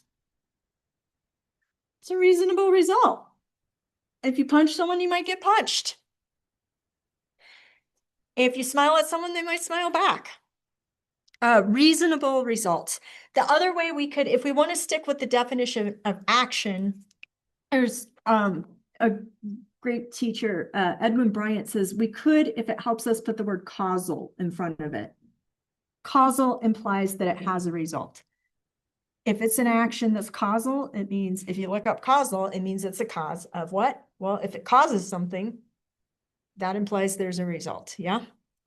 So it just means every single thing we do has a result. And because in yoga, remember how I talked about how things start very subtle, like very subtle vibration, and it gets densified until we find ourselves in this 3D world in a body with stuff all around us. But the subtle still exists. The subtle is still a part of all that. And this is where we get a little into the subtle body, like the chakras, right? Part of what is subtle that we carry with us are the results. It's an energy. So in other words, if I throw a nice bouncy ball down on the ground, right? That's my action. What's the result going to be when it hits a nice hard surface that's clear of other things? What does a bouncy ball do? It bounces up. That's the result. So the impact of the ground, it has a certain force and a momentum and an energy. Yeah. Would you agree that that moment has an impact that can only lead, unless it's interrupted, to one result? Now, it could be interrupted by me catching the ball, me putting my hand down, me kicking the ball before like it hits the ground, I kick it real quick. There's things that can interrupt that result. But otherwise, uninterrupted, we agree, right? That ball's gonna bounce up, assuming it's a nice, healthy, bouncy ball and the surface is nice and hard and firm. That's what karma is. And not all results, because we have so many. Have you done a lot of things this morning already? You've done millions of things. Let me just say that. There's been bigger actions and smaller actions. There's been minute ones. There's been ones that are thought only, things like this, but it's all happened this morning. And so what's happened is we've thrown down, say, 1,000 balls, but they need the right environment. They can't all bounce up at once because of a thing called time. Right? You can't get all results at once for everything. Sometimes the conditions and the time work out to where you do get your results right away. But the energy of the actions that haven't been discharged yet are carried with us. They're often called like karmic seeds. It's actions where the results, it's like that ball's hit the ground, it's going to come up, but right now it's just that it's going to come up. It's that energy behind it that hasn't gotten to discharge or express yet because it hasn't had the right environment yet. So we have all of these karmic seeds with us of actions that the results haven't had time or the right environment to happen yet. This is where reincarnation comes in because there's just not enough time in a lifetime. And so in yoga, also our results, I want to bring it, I don't normally do this, but you all seem to really get this stuff. So I want to bring it back to the pond right now. So this is our chitta, right? This pond the life you're living, the body you're in, the thoughts you have, the beliefs you have, the languages you speak, the culture you're from, all of this is part of your chitta. And it's also, all of it is results, it produces an environment that's perfect for certain karmas to be expressed in this life. If you have a certain family, can you see if you carry certain karmic bundles that that family is going to set off that karma? It's going to cause that ball to bounce up, right? Any karma you experience in this life, yoga says, well, it might suck. In fact, a lot of it does suck. There's a lot of suffering in life, is what karma or yoga says, but you can do something about it. And that's what we're really doing in yoga, is we're not using karma as a means to, again, your question, Hannah, earlier about blaming ourselves, right? If we blame ourselves for something that's happened, we're really just perpetuating and creating more bad karma, right? Because if we start to then feel guilty all the time, well, we start getting the results of a person who's guilty all the time. We start getting reasons in the world to feel guilty. The environment starts to line up to bring us the results. So none of this is about blame or shame. I think it's used culturally sometimes to be like, oh, well, she'll get her karma, or to look at a person's situation and judge their karma. And none of it's to do that. We don't know. Baba Hari Das is one of the great modern yogis. He's been dead about a decade-ish now, but he talks about, you know, in India where he was from, and he didn't talk about it. He was actually a silent monk, so he'd write about it for decades he was.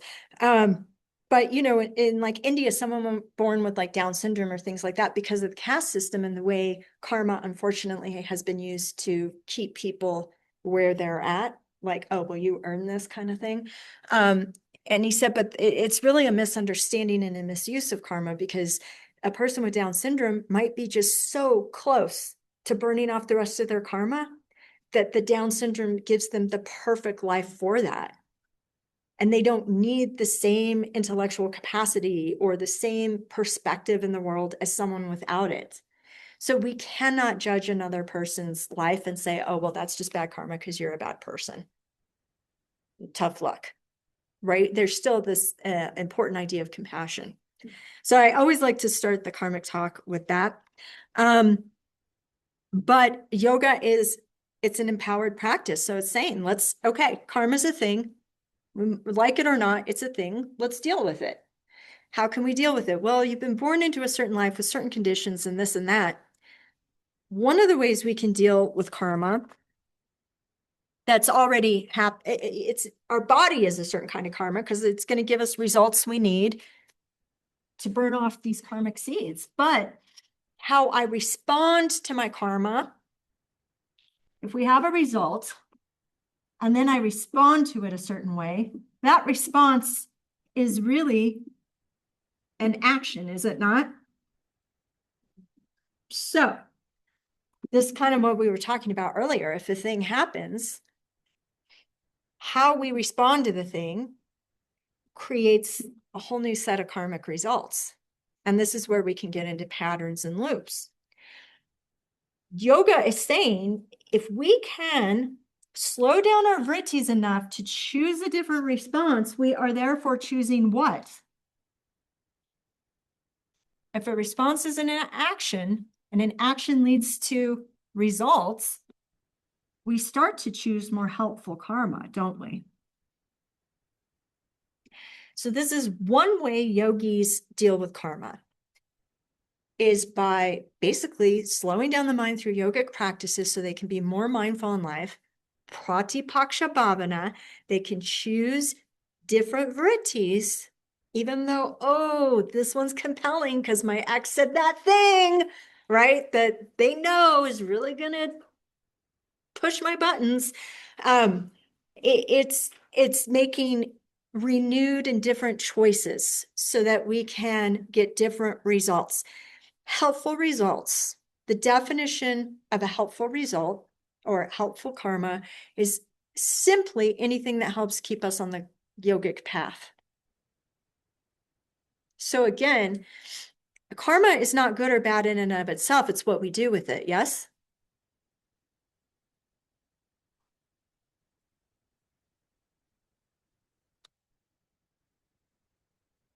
So the first way we deal with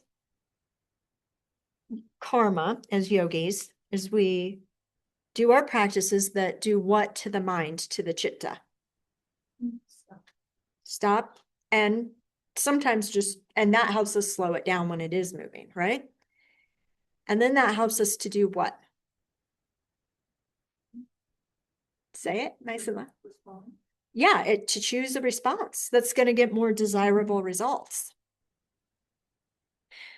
And so this is really what we already talked about with, in a lot of ways, with Pratipakshapavana, the idea of putting the opposite in front, or we're just really cultivating these helpful emotional responses and thoughts and states of being within ourselves. It's going to determine how we act in the world. I mean, there's no doubt about it. So that's way number one, that we deal with karma. Questions, comments, complaints, concerns? Would you like to talk to the universe that set this up? It wasn't me. Don't complain to me. I'm sorry. I don't like it either. I don't like, if you, please. Like kind of circling back to the doubts. I think it's also. Can you speak just a little louder? Because I think it'll support our friends at home and my left ear, which is not very good. One of my favorite things was being perceived, so. So circling back to the Down syndrome comment, I think that it's also a good like karmic practice, holding space for people to realize that there's value in all levels. And when you circle that back to yourself, like it just has been such a game changer to look at somebody and be like, every level, every walk of life holds value. So yeah, amen. Did you all hear that at home? Okay, it looks like it. Yeah, I agree. Oh, y'all are doing so great. I told you, this is really the big stuff today. We were talking because we did a lot of this in 300. I reviewed in 300 because it is just, we have to keep dipping the cloth. And Hannah will you just say what you said? I don't want to. It's so nice to hear it a second time because it's like clicking, actually. The first one I was like, just absorb. Now I'm like, okay, yes, I see. It's all coming together. It starts to click. Yeah, that's cool. And that's cool. I like hearing that. Thank you for telling me that too. Please, question. This is all very new to me, so I'm just like, what is the yogic philosophy of reincarnation?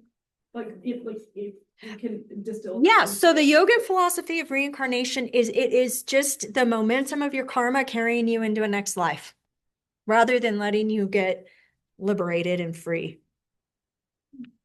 Yeah, so it's all of those little seeds, they have to be discharged, and there's an energy to it, so it just throws you into a life where you're going to have the right environment and right situation. So it's just like this cycle hasn't completed by the time your time here is done. So yes. It has to go somewhere. Yeah, and that's what we're working on with yoga is clearing that up, because yogis, they want to do one or two things kind of depending on their tradition.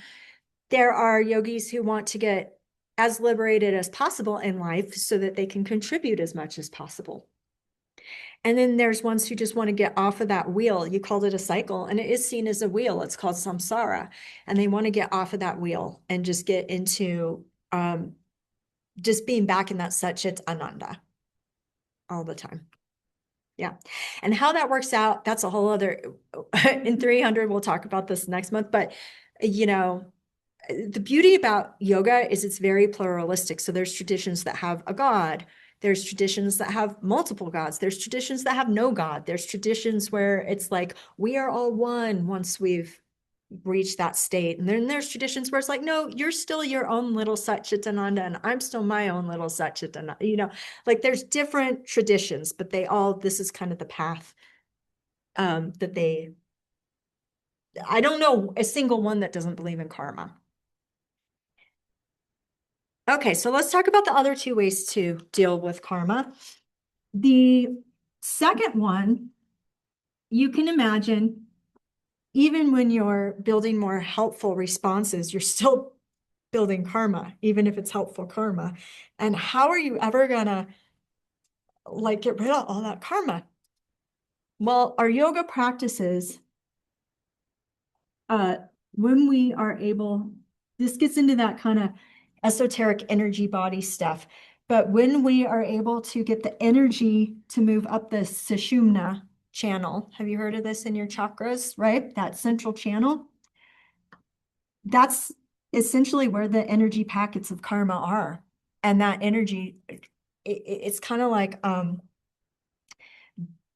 if you know there's a bunch of landmines and instead of letting someone just randomly step on them to find them, you bring out a dog and you find them and you detonate them in a safe way. Yeah, that's what's happening when we're bringing that energy into the central channel in the subtle body. So one, we are getting more helpful karma that helps us helpful. And I'm sorry, I'm gonna have to get one of these skinny markers, and they're darker, but I don't know if they show up as well. Helpful equals we do more yoga. It keeps us on the yogic path. We make more yogic choices. More yoga equals we're burning off more karma. Yeah.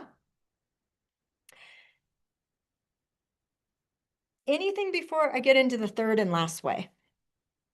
Yeah. I'm just confused about the concept of like burning off the karma and how exactly yoga helps to do that. The yoga practices essentially all are working on lifting our energy up. When the energy lifts up completely, it's getting into that central channel. So in our subtle body, that is where we're carrying those little landmines of karma, that where we drop the ball, but it hasn't been detonated. It's like little energy packets all the way up, and it's just throughout there. And each time that energy blasts through there, whatever karma has landed there is just going to get burned up. So you could think of it like raising your vibration. Yeah. Yeah, absolutely. We're raising our vibration to essentially match the vibration of the seventh chakra is what ultimately brings it all the way up. Yeah. Question too. Please. You also on like the same topic of burning off your karma, you mentioned in an earlier example of like, oh, that person was just so close to burning off all their karma, maybe. Is there ever, I guess, like arrival in yoga? Does that make sense? Like what happens when you burn off all your karma and you've arrived, or is there arrival? That's what liberation is. Yeah. And Okay. that's what I was talking about is there's some yogis in their traditions, they then choose their incarnations and come back to help humanity. It's similar to, if you know, Buddhism and the Bodhisattva kind of idea of this having so much compassion that then it's kind of like that. And then others, they just want to get off the wheel of life completely. And then they exist in that state of Sat Chit Ananda. And then what that looks like depends on the tradition. There are some that believe then you're there with God and there's this relationship. And then some believe it's like merging into a pool of consciousness that we're all a part of. So it's slightly different depending on tradition. So Thanks. yeah, my pleasure. Sure. I guess like having a more positive response, that's kind of like in turn creating more positive karma. What's kind of the difference between creating more positive karma and then burning the karma off altogether? Well, creating more positive karma means you're doing more yoga. The more yoga you're doing, the more you're bringing energy into the central channel. So it will help you burn off more yoga. So but it's still creating karma itself. Eventually, we need to get rid of all of it, whether we call it helpful or not. And so this helps us to do the things in life that help us to get rid of it completely. That's what helpful karma means. But even that eventually will go because we won't need it because it's just going to burn off. not tracking 100%. That you won't today too. This is where too, just like, the next bit might help too. So let me get into the third way we deal with it, which, ooh, I need to get moving. I need to talk a little faster. I have too much fun with the talking to you all about it. Like, so the third way we're going to deal with it, and this is an important idea. It sounds like Austin's talked about it a bit, but have you heard this word dharma? Yeah? No? Yeah. What, do you know what it is? Yeah, Dharma is really a universal law where everything has its way of contributing to the highest good. Okay? Well, we generally use dharma to mean your personal dharma, but just so you know, sva dharma is personal dharma. So your sva dharma or your dharma is your way of upholding the highest good. The karma you were born into allows you to do that in the way that only you could do it. It is your special way of contributing. So even if there's 3 people in here who think, well, my way of contributing is through, I don't know, being a nurturer. We might not have words for it, but your flavor of that is different than anyone else's, right? Your way of doing that will be different. When we act dharmically, one of the ways we know we are acting dharmically is there is no internal bracing. There's no trying to get results. We are deeply in the moment. We are acting in the world. So dharma does mean acting in the world. We're not sitting on a meditation cushion out here. Dharma is we're out acting in the world. And it's called acting without acting.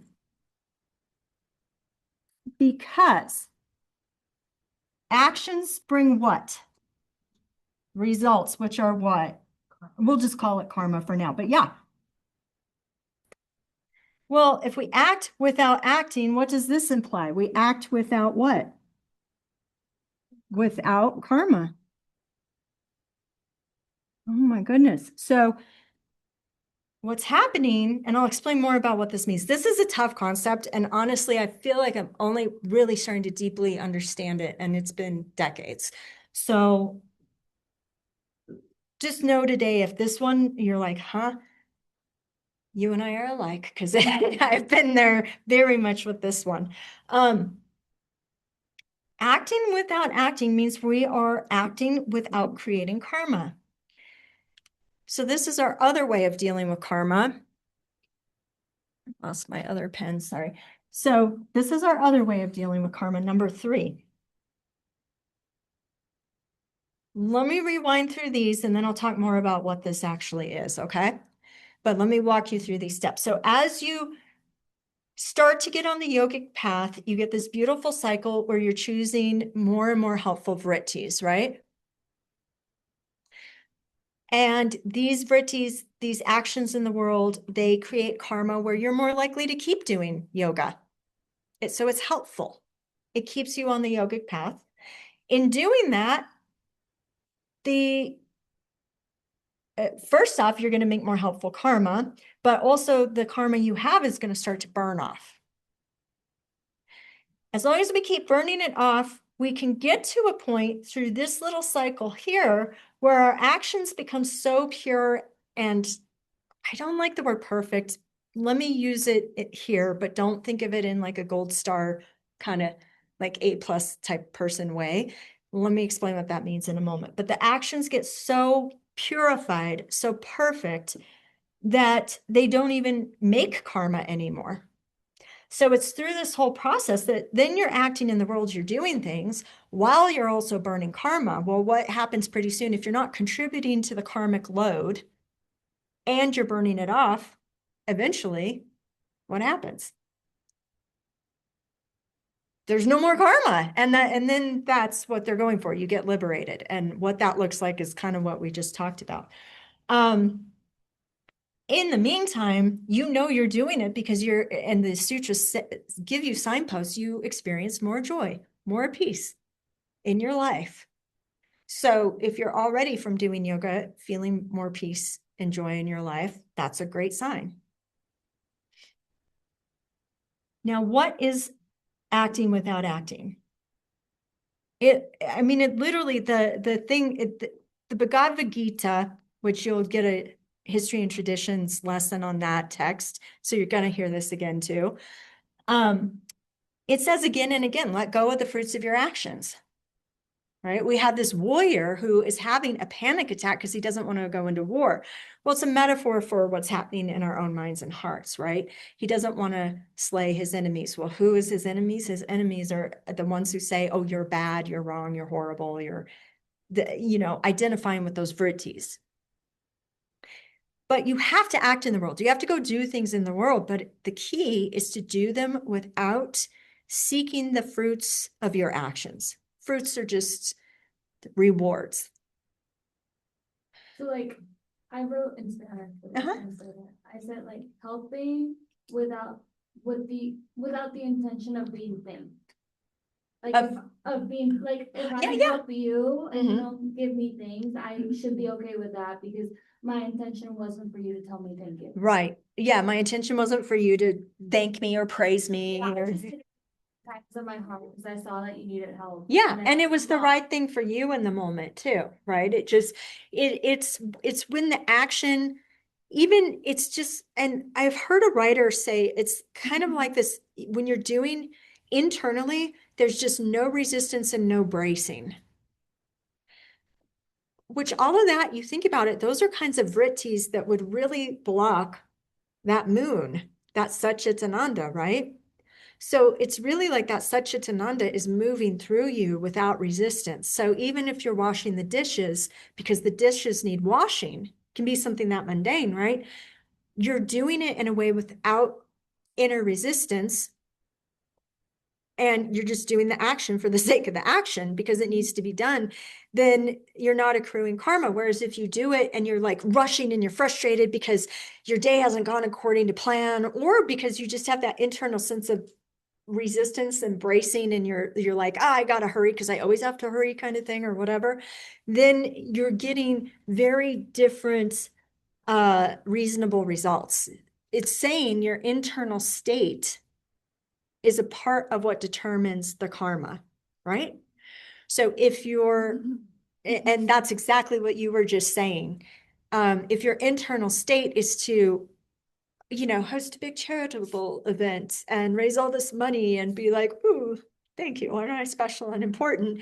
That's very different from someone who's like, oh, I see a need for this in the world. Maybe I can do something helpful. Yeah? So the internal state will determine the quality of the karma or if there even is karma. It's possible to have your internal state be so clear, so in touch with Satchitananda, that it just doesn't, it's like you're doing things in the world and you're not getting karma.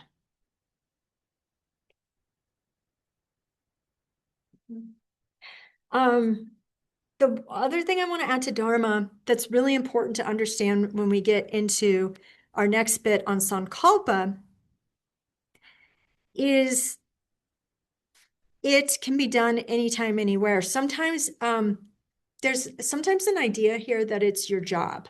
It's what you do to make money in the world or how you identify in a certain role, but it's really how you show up no matter what you're doing. You see how you could act and really be in touch with that Satchitananda, whether you're changing a tire on your car or teaching yoga, right? Like that internal state, there's a consistency to it. That is your Dharma. That is the thing only you, excuse me, if you are, like if part of it is nurturing, you're going to really bring that quality through in some way, state, and form, even when you're changing a tire. I don't know what that looks like. Maybe it just means there's a quality of nurturing yourself through the process. I don't know.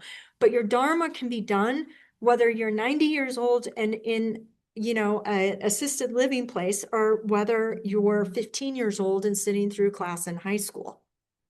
It's not 9 to 5, Monday through Friday. It's not a job, although it can be expressed through your job. Let me give you an example real quick, and then we're going to take another little break. Excuse me, I'm getting, my throat's dry. Did you all ever see the show Undercover Boss? Do you remember the show? Yeah? What will you say what the premise of it was, Jordan, when you share that for people who don't know? Yeah, so, I mean, they would just have like the CEO of like a pretty big organization or like company or whatever go in and like just kind of portray himself as like a normal everyday worker and see how the other workers like interacted with them and everything. So Yeah. just literally what it says, like undercover boss, like the boss is going undercover. It's just thinking that they're like just portraying that he's one of his own employees and seeing how everybody else interacts with him and the way that things function. Yeah. Yeah, this big CEO goes in and acts like one of the little people. It's kind of how it's set up. But generally they develop more understanding and compassion. I only saw it a handful of times. My mom would watch it, and I'd go over there after I taught beginners yoga on Monday, and then I'd go have dinner with her. And I think that's when we would see it sometimes. But there was an episode where there was a man who his job is to clean, and I don't know if it was the company porta potty, but porta potties. It's his job to clean them. And his boss is out there with him. And I'm looking at this and I'm like, this man is amazing. Like, he's doing a job. None of us would be like, it's my dharma to clean porta potty, right? We tend to get real like, it's my dharma to live on a beach and be an influencer or something, right? We don't realize your dharma is showing up and contributing to the highest good in whatever the circumstances are. And I mean, this man was incredible. He loves doing what he can do because he's like, I don't know, it's just, I know it's a service that needs to be done that not many people would do. He'd sing while he'd work. Did you see that one by I chance? didn't see that one, but I've seen other ones. Yeah, where it's kind of like these people are doing things that many of us would not deign to do because we're just like, well, I would never do that. But it's like you see people showing up and doing things, and he was doing it. I mean, I'm like, this guy's dharmic. Like, this guy, I can't imagine he's accruing any karma right now because he's just acting so purely. And I have a suspicion he shows up in the rest of his life like this, if he's showing up here like this. So that's kind of the idea. Yeah. Can you have too much dharma? No. No, you cannot have too much time. Got comment of just like being too much a few times, even if it's overly like nice. I feel like I don't know, I've got that comment. Okay, I would suspect that being nice is not your dharma. Yeah. But that there's a layer to that is, and that you were either expressing it purely at that moment and it felt like too much to them. That's got nothing to do with you. Right. Okay. And that's a result. You let go of the fruits of your actions. You show up as you in the best way you can. And if people don't like it, they can suck an egg. We said that we came up with that expression came up in a meeting on Friday night. But they can deal with it, right? Like, it's not your job to determine if people, how they respond to it. It's only your job to do the best you can. Now, sometimes I think we overdo it and there's a possibility of, but then it's not dharmic because we're looking for results. So it's being people pleasing or being too sweet or too nice or too accommodating, not having boundaries, things like this. I'm not saying that's not what dharma is. Because that all would be seeking certain results. Right? A subconscious result or something. Well, I don't know the answer, so you'll just have to look within yourself. But regardless, the practice here is getting as confident and secure in ourselves and our sense of what we're here to do and how we can contribute to where it doesn't mean we don't listen to feedback, right? But we weigh that feedback. And sometimes it's like, no, that person's just a grump. Yeah. That's not my problem. Okay. Yeah. Okay. So I do want to wind this up quickly. And if we have time, but I want to have time for Sankalpa. So, but just to say one more time, we deal with karma in 3 ways. we do the Pratipaksha Bhavana. We choose more helpful vrittis and emotional states to get more helpful results. When we get more helpful results, we're doing more yoga, we're burning it off. The more we're burning it off, the more we're practicing this vritti, the more pure it gets, because we're just in the moment. We're not seeking these results. And so then we stop building up karma at all. Okay, let's take 5, come back at 11:15, please, and we'll wrap up with Sankalpa.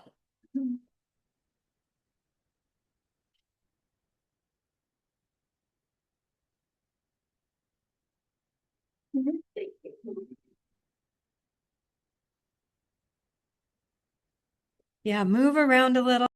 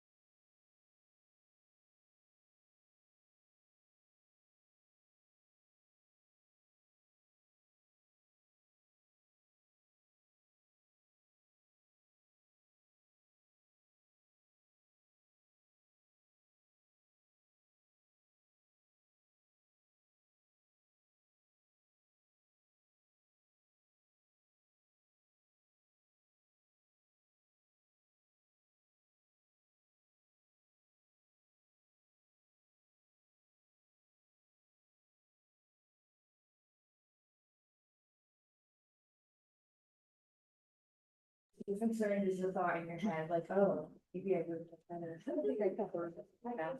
Yeah.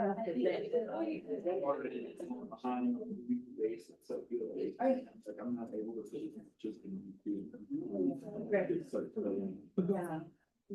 Especially you have to broke it down a lot more than I did. Like you still have the conversation and you still waiting for closes, but when I watched the video, I just felt like. Yeah. It was so fast. It was like, hey, you got it?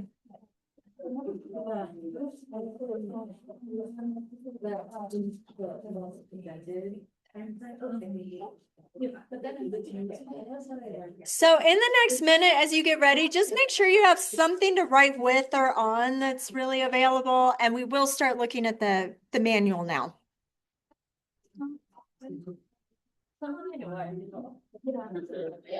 Right? Did you drink it with us? I did.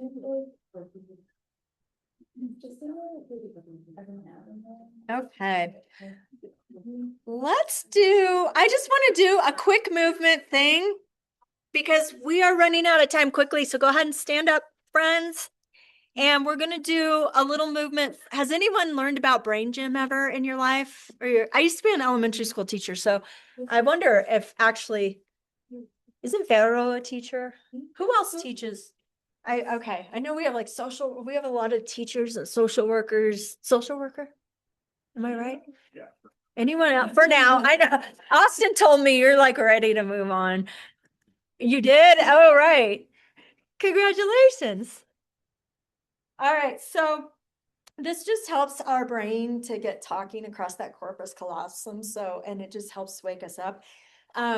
Brain gym, they studied yoga, acupuncture points and some other stuff and did like MRIs and things to see how energy moves in the brain. And so and then they did little exercises. And when I taught elementary school, we would do these with kids and they're really cool. So the one we'll do today, you will start with your arms overhead and it doesn't matter which arm, but you'll start making a forward circle. Does anyone know where I'm going here? Yeah. It's going to be like rubbing your head and patting your belly. Now, when you go a little slower, when you come to the top, hold for a second and now start to go back with the other one. So you're going to make opposite circles the same time. And your brain's going to be like, yeah. And part of it is like, even if you don't, well, so right now you're backstroking. No, it is. You're like, wait, what's the big deal? So start at the top, both. Now come forward with one and back with the other. And then your shoulders kind of can help you too. You can kind of do a little, but it's hard. And then if you get that one, go the other way. Oh, that one's, I don't know if I'm doing it. And you will have moments where you think you're doing it. Happens all the time, and you're either just going like this or like this. But part of it too, it's like it's a laugh. I'm totally gonna do this with my kids. Yeah, they'll love it. We used to do that before state testing. I taught in Manitou. Whoops, where? Oh, where? Okay, I was in the elementary school. I taught 5th grade. Yay! How fun! Feels like a lifetime ago. Okay, come on and sit down. It's okay if you didn't get it, you got moving though. Okay. So we are going to get through Sankalpa. And what is a Sankalpa? Well, a Sankalpa, like I said, it is just a written statement of your Svadharma, your purpose. That's all, no big deal, no pressure.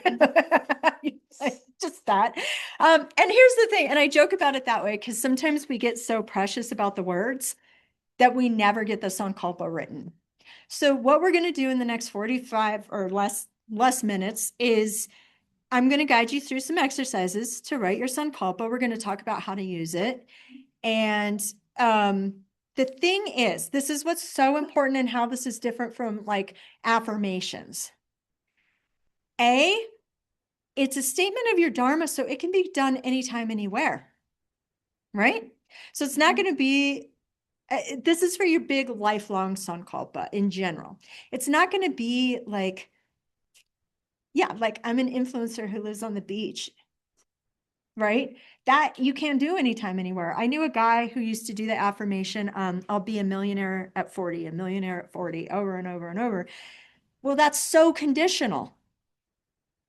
It requires a very specific amount of money, which is outside himself, by a certain age, or it doesn't happen. Your Sankalpa, you can do when you're 90 in assisted living somehow, some way. It's more values based. It's going to speak to more like just like that. It's just going to speak to you. We'll get into how and why, but I want to say, so it's going to have the quality of being unconditional because it's a state of being that you generate inside yourself. The words hardly matter. Don't get too hung up on the words because, like I said, 3 of you might pick the word nurture, but it might have a very different resonance internally, right? For this Hannah from that Hannah, for instance, right?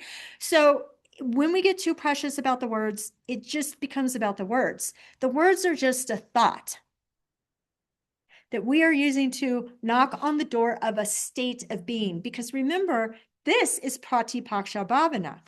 We are going to use these words to help us create a feeling within ourselves, a state of being in ourselves that becomes louder than the other states of being. Yeah? You getting with how this fits with this other stuff we've done so far? This is a helpful vritti. So if it doesn't unlock something in us emotionally, or if we don't train it to, you can train it to by getting to that state in your heart and then repeating the words so they start to do this. But if it doesn't unlock something and create a shift of state within you, it's just a real surface thought. And it's not gonna stop the other thoughts that have more emotional charge. Okay. So it's best practiced with a change to really change our internal state. Don't get too precious about the words today. You can keep working on it. You can change it. It's not like you were born with certain words around your aura that you have to discover today, right? It's just like, we're just going to do an exercise of like, when do you feel, what are some words that might describe that feeling of like expansiveness within yourself? When you really feel like you're thriving and you're contributing and you're just, that state, like it might be a flow state for you. It might be when you you're just, there's that sense of thriving and joy and I'm doing my thing, regardless of whether it's talking to someone in line at King Soopers or working with kids in a school. Okay. So we're going to work on this overarching one. You can come up with smaller ones that support you with it. So for instance, you might want to write one for teacher training, that where when you say it and you feel it, it keeps you on the path of teacher training. And it's also helping with this bigger Sankalpa type thing. But today we're going to do the big one.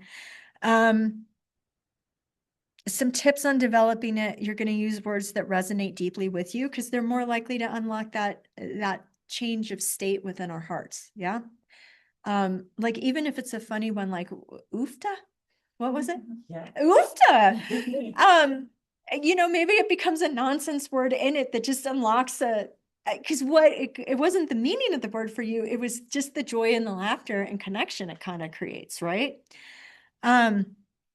So it will be something you state in the present. The subconscious mind doesn't really understand the future. If I say, like we used to always say, Austin and I remember our mom would be like, when are you going to do the dishes? When are you going to do your chores? And the answer was always, I will, Mom, I will. I will is never happening. All that happens is now. So you must state it as a now, not I will be calm in the face of fear. No, now I am calm. You also want to state it in the positive. This is something too they use in hypnosis. My mom was hypnotized to stop smoking cigarettes. It actually really helped her. But they insert the auto suggestion or the suggestion of, I think it's like, I am free of craving for cigarettes or nicotine or something, rather than I don't smoke, because the subconscious doesn't get that not. So if you say I do not or I don't, it's actually just hearing, I do smoke. So you want to, instead of being like, maybe something like, I don't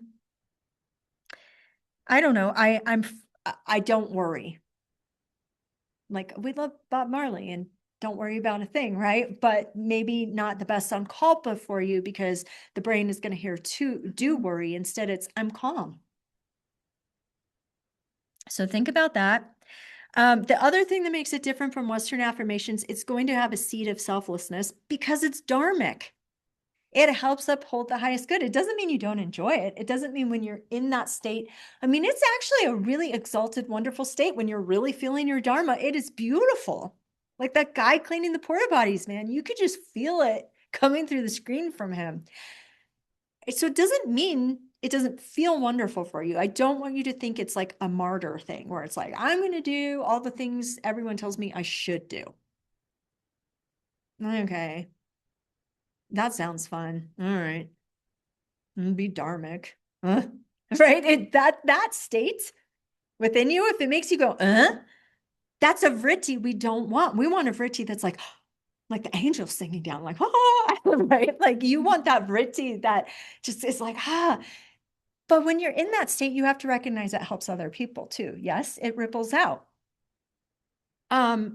Whereas I'm a millionaire at 40, maybe he was going to go do great things in the world with that $1 million. I don't think so. But even if he was, again, it's so conditional. And there's just, it's too specific. And I'm not saying there's anything wrong or bad about that kind of affirmation. I'm just saying that that's not what we're doing here. Okay. Let's do this word exercise. So on the next, it's either another page in, it starts a list of words. You see that? Yeah, and it does go on to the next page. I've had times where I haven't told people that and they're like, oh, wait. We are going to take exactly 5 minutes in just a moment. You are going to go through and either write or circle about your favorite 20-ish words in the list.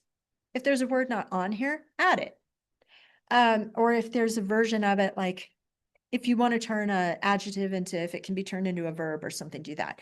Then you're going to narrow it. I'd like you to get down to 3 or 5 words in 5 minutes. The reason we go fast is your analytical mind is going to kick in and start going, it's going to come up with all this programming in your vrittis of being a good girl or boy or person and what you should do and what you should care about and what you should value. I want you to get past that and just get instinctual. Yeah. All right. 5 minutes. Go. I'll give you a warning when we're down to like the last 2 minutes.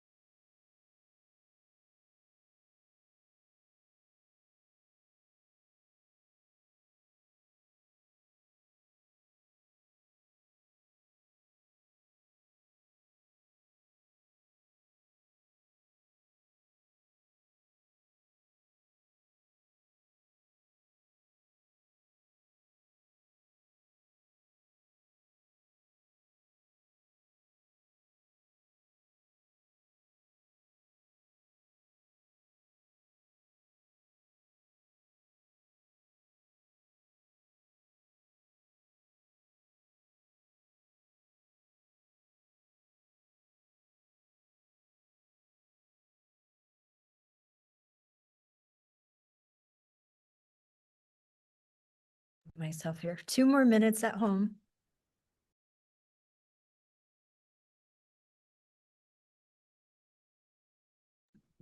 If you get your word list done, start to put it into some statements. if you're done early. 3 to 5-ish, yeah.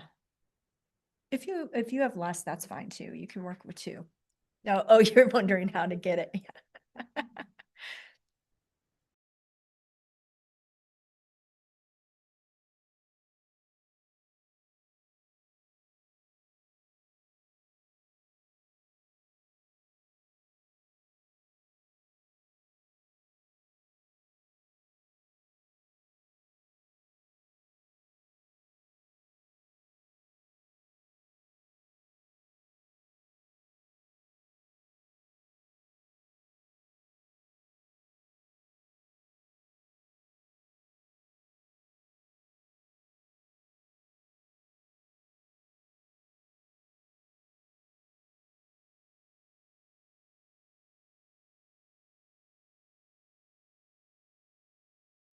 All right, we are in the last minute, so start to wrap it up. Remember, you get to practice being not a perfectionist right now. Easier said than done, huh? I'm sweating. I'm just kidding. I would be. I hate being timed.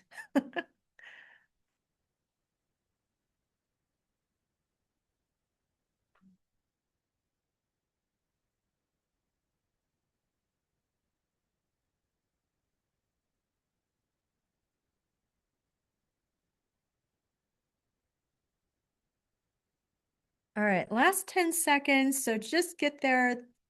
If it's not quite it, this is a thing. Again, the words don't really matter as much as the feeling that you want to generate behind it. And it's something you can keep working on. It's they tend to shift. I don't know many people who've kept the same Sankalpa forever. Sometimes the words start to even fall flat and you need to kind of spice it up with new words because it's just the words. The words are just what knocks on the door of that state of being.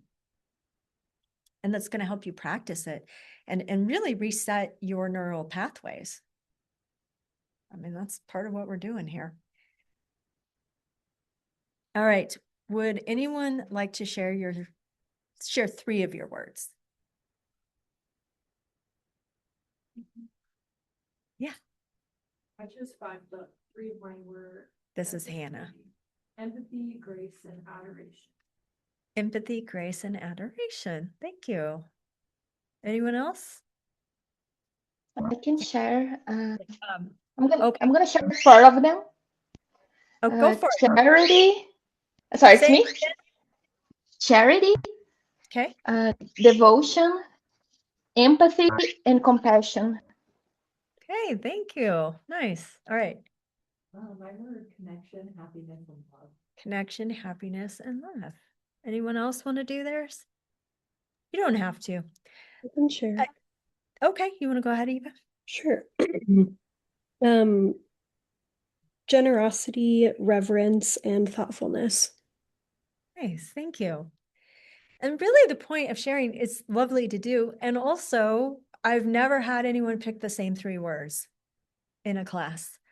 And so I just think that's fun. And as I hear them, the little I know of you, even just the little I know of you, I'm like, I can see that. I can see that. Yeah. Like, and how like your words might not feel right if they were your words. Like there's just there's a feel to them that even outside of you, I think when you say them, people go, oh yeah, I can see that. All right. Let's talk. I'm quickly going to get us through when to use your Sankalpa and how to use the Sankalpa. It is that short A sound, so in all of the A's. So it's Sankalpa. We tend to get into Sankalpa is what tends to happen. And you're not wrong if you do that. You're learning a language. So you have to grant yourself grace. Okay. Are you all with me on the worksheet where it says when to use your Sankalpa? Would it be okay to go around and just ask you to read number 1 and then I'll have someone do number 2? I'll comment a little, but just to get your voices and will someone start us out? Anytime, the more often the better, sitting in traffic, waiting in line. Thank you, Vero. All right. Anytime, the more often the better, sitting in traffic, waiting in line. That's it. We're building the new pattern of vrittis. But remember, it's not mindlessly saying it. With one exception, if that's all you can do and you just can't feel it, but it at least gets you a little more neutral, is say your mind is spinning out about, oh my God, like for me, like it'll be something with the business, and being like, oh, what if this happens or that happens, or if this, and pretty soon my mind's over here just being real active. And the thing is, repeating this, even if I'm not generating a state, at least I'm pulling my mind off of that. Yeah. So I'll just say it louder in my mind than that. And every time it goes over there, and I might not be able to generate the feeling, but it's still doing me more good than thinking that. But as much as you can, practice it. And this gets back to your question about doing like, how do we do pratipakша? How do we do these things when we're more neutral or in a good space? Well, you just do it all the more you do it, the better. So sit in traffic and see, can I generate that state? Every time you hit a stoplight, do it. That's your practice. Okay, can someone read the second one, please? Or should we just go, would it be okay to just go around and we'll just kind of go clockwise? Okay, Kelly. Okay, so it will be particularly effective before and after asana, pranayama, meditation, chanting, and yoga nidra. Yeah. What's happening before is we are kind of controlling what we're perpetuating in our practice. Our practice is going to amplify any of the vrittis in our mind. It's going to supercharge them. So if you're practicing and you're comparing yourself to someone else, that's what you're amplifying. So get your vrittis under control before you practice, and that's what you're going to amplify. Then afterwards and during the practice, we're changing our brain waves. We're going from high, possibly high beta, at least beta, and we're slowing them down. We're getting into more alpha. We might even you can be in theta, in a waking state, when you're deeply relaxed in like Shavasana or Yoga Nidra, and the mind is more suggestible then too. So we're being smart about when and where we say it. Okay, next one, please. Repeat 3 times before you get out of bed in the morning to use day for purpose. Yeah, and that's the same idea too, because we're going into, as the mind starts to lift from, if it's in delta or theta into alpha and it starts to speed up, we're still in these different brain waves too. So it's a good time of day to do this. And last one, please. Repeat as you fall asleep. This is said to drive the Sankalpa deeper into the subconscious. Thank you. And same reasons as before, we're changing that. Here we're slowing down the brain waves, and your mind, we know this, the Yoga Sutras talk about like basically even when you're sleeping, there's vrittis moving. And so this can kind of help which way the mind's moving, even when we're sleeping, which patterns we're developing. Okay, let's get on to the next part, and then we'll read this next section. So you are going to write out a few sankalpas. And if it helps you, you can frame them like you could say, I am. It can be as simple as an I am statement. If your words are brave, devoted, and kind, it can be as simple. In fact, simplicity is great. I am brave, devoted, and kind. And then you just say, well, can I do that anytime, anywhere? I mean, it might be hard to do anytime, anywhere, but you can. Okay. Another one might be with blank, blank, and blank, I blank. So with joy, love, and commitment, I create community. Maybe that's just a thing you do. Everywhere you go, you tend to create belonging or community. Is that good? Does that give you some ways of kind of going with it? Okay. So take a few minutes. We'll start with, I think you can write 5 statements in 3 minutes. Let's see how you do. I'll check in with you on 3 minutes. Okay. Go for it.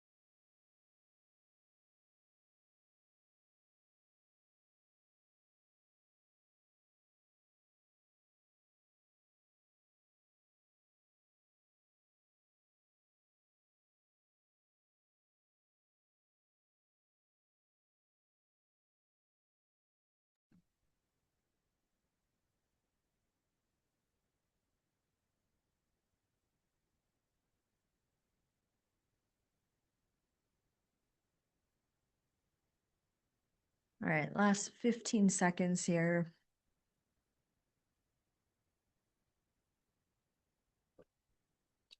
Embracing imperfection again. And then go ahead and put down whatever you're writing with. And I'm going to ask, can I get 3 hands of people who are willing to share one of yours? Yeah. Okay. Let me just get the hands first. I got 2 here. Anyone else? Yeah. Is that a hand? Okay. I got him. I got it. It's a little before yours. Thank you. All right. So if you'll say them nice and loud again, so our friends at home can hear, but just so, and again, we understand we understand your Dharma is so much more than this, right? And that this is just it's kind of a stab in the dark at trying to put it to words. All right, Katie. Is it okay if I share too? Sure. I feel Yeah, she wants to share the too. first one I wrote down was I include and celebrate others. I include and celebrate others. And then with fun and expressiveness, I energize joy. With fun and expressiveness, I energize joy. Yeah. Is that it? Okay. Now, just hearing those, are you kind of like, yeah, that like, and when you hear those, there might be aspects of it that you like for yourself, but I doubt if anyone's like, oh, wait, that's mine, right? We all have a different way of approaching it. Okay, Vero, please.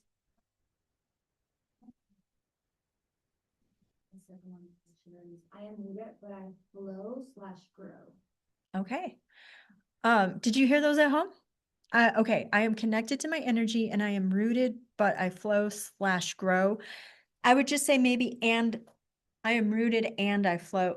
I don't know if like, I don't know if you know what I mean? If the subconscious mind, how it, Like but you do want to do that. Yeah. Yeah. Yeah. Both are true. That's beautiful. I love that. All right. Last one, Jordan. Okay. We're doing 2. I just have, I am accepting, I am courageous. I am accepting and I am courageous. And those are your 2? Yeah, I mean, I had a couple more. Yeah, but that's great. So what I love about all of these is they are things you can say pretty quickly too. When we get too flowery or poetic, pretty soon more of our mental energy is going to remembering to what comes next rather than trying to feel that within ourselves. So we will take a couple more minutes. I would like you to think about the trick to building habits, right? Is we need a cue. We need something to remind us to do it. Then we need to do it, and then we need a reward. Well, in this case, just feeling better internally might be the reward. Okay. And the doing it is the doing it. So it means you repeat it to yourself and you try to feel that. Like, what is that like to really feel it and believe it? I'd like you to write down a couple of cues. So when do you want to bring this into your life and make it a habit? Is it first thing in the morning? And how are you going to remind yourself? Are you going to set a timer on your phone? I had an easy one when I was learning to do these first thing in the morning, and I just put a sticky note on my phone at night. It didn't even say anything, but I feel it to turn off my alarm because I don't wake up on my own. I have to have an alarm, and I'd feel it and I'd be like, sticky note. Oh, Sankalpa. So write down a couple of ways. Is it when you're brushing your teeth? Is it every time you get to a red light? And then, but how are you going to remember that cue when you're first establishing the practice? Let's take a minute or two. And then if you will, at home, I'm going to mute you, but just maybe share one of your sankalpas with your neighbor and then your plan. This is kind of your plan. And we'll just kind of go down the line. So you 2, Carly and Megan, and then you 2, and then you 3 on the end here will be a little group. And we'll just take a couple minutes. It'll be brief.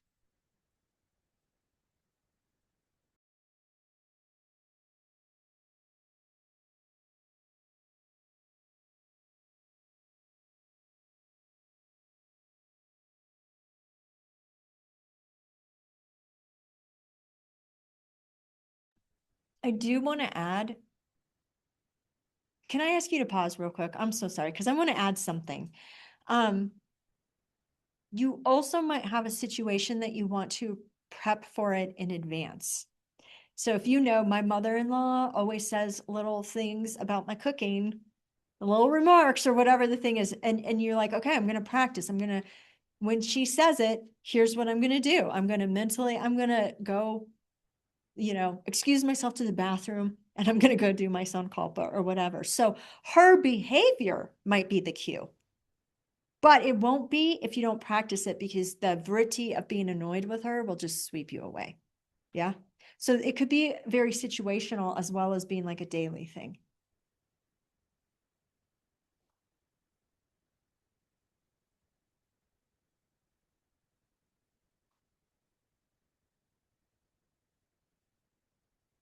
So take just a few more seconds on your little action plan, write keywords to help you remember what you're thinking if you don't have time to write it all out. And then yeah, I just think 2 minutes with your neighbors should be good.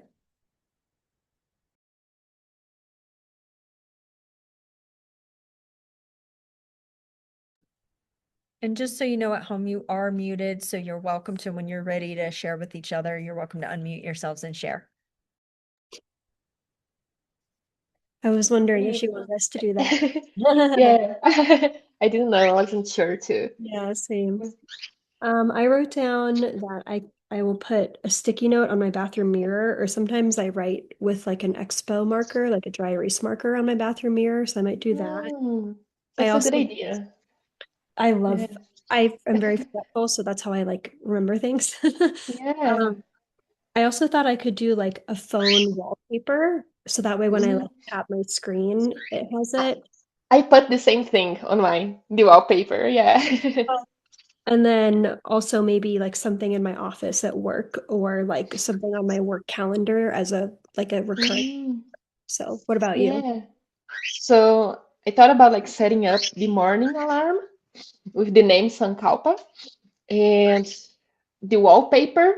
And then I was thinking maybe having an object at work, like a sculpture or something that every time when I feel something bad, I can look at and remember the Sankalpa.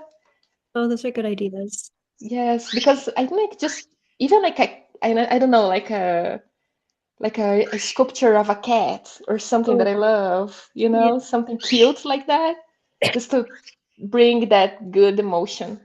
I think so. I like that. Yeah, I think that's it. Yeah, same. Like, but I like a lot the idea of the wallpaper. Oh, Yeah. sorry. Yeah, we'll have to try that. So take about 1 more minute here.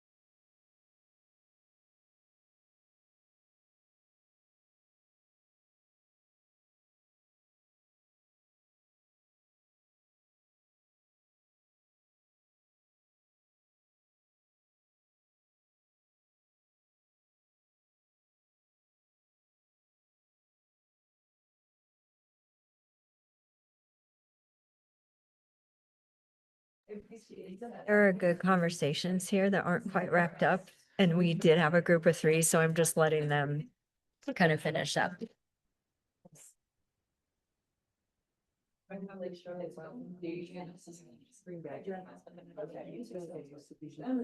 Okay, that was a little longer because we had some good conversation happening, and we do have a group of 3. So take 10 seconds, finish it up. And then for real this time, 10 seconds. I know I said a minute. Say that and we'll say so. You know, you're like, yeah, like I get that. You see the classroom management stuff, don't you?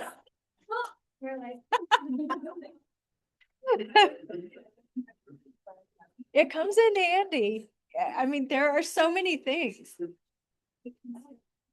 Oh, fist to five. That comes from me from teaching. I've taught the instructors. Yeah, we do fist to five. We do. Okay. I love the enthusiasm and excitement you all seem to have. I don't know, unless you were talking about other things completely. I don't know, but regardless, that you can get to this point in the program and the day and the weekend, and just bring a smile to each other's face is a lovely thing. Did you all kind of come up with some ways you think you could really use this in your life? Because that's the key. I think that's the thing, is it's just got to really be a commitment and a habit. Teacher training goes so fast, and I know it's so much that very likely this is going to get put to the side, and you're going to, by next week at this time, forget we even had this talk. And that's normal, but just, I want you to just put a little note in your brain, like, come back to this thing that I think, like, if I don't have time for it now, I want to explore this again later. Because like I said, this is the stuff that off the mat for me has made a huge difference in my life. And that my part of my background's in yoga therapy. So I've worked with a lot of people one-on-one, and it's been a really important for, I've seen it help and support a lot of people too. So I just really can't emphasize it enough. The last little bit, we have 6 minutes. I'll get you out on time. You all get to go home today, huh? Except my mentee group. Are you done for the day after this? Yeah. Oh my goodness. Yay. How fun. I want to mention Vikalpa, which is kind of the opposite of your Sankalpa. And all it is it's vrittis that have become habits of the mind that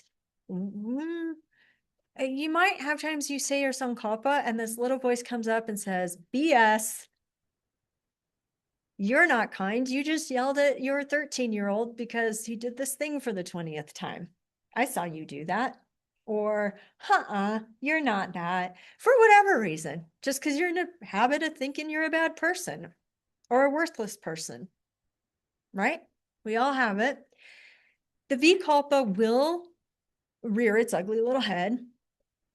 There is a practice, this class, there's a recording of it. We used to not do it in person, and it was a recording, and it just was so much more fun to do in person, but you have the recording on your class, in your classroom.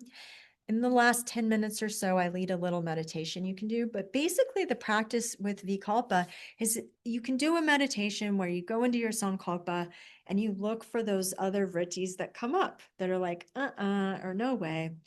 And again, it's not an art of, we're not trying to suppress things, because it's like holding a beach ball underwater, right? It's not going to stay underwater. It's going to slip out from under your hand and come out with even more force.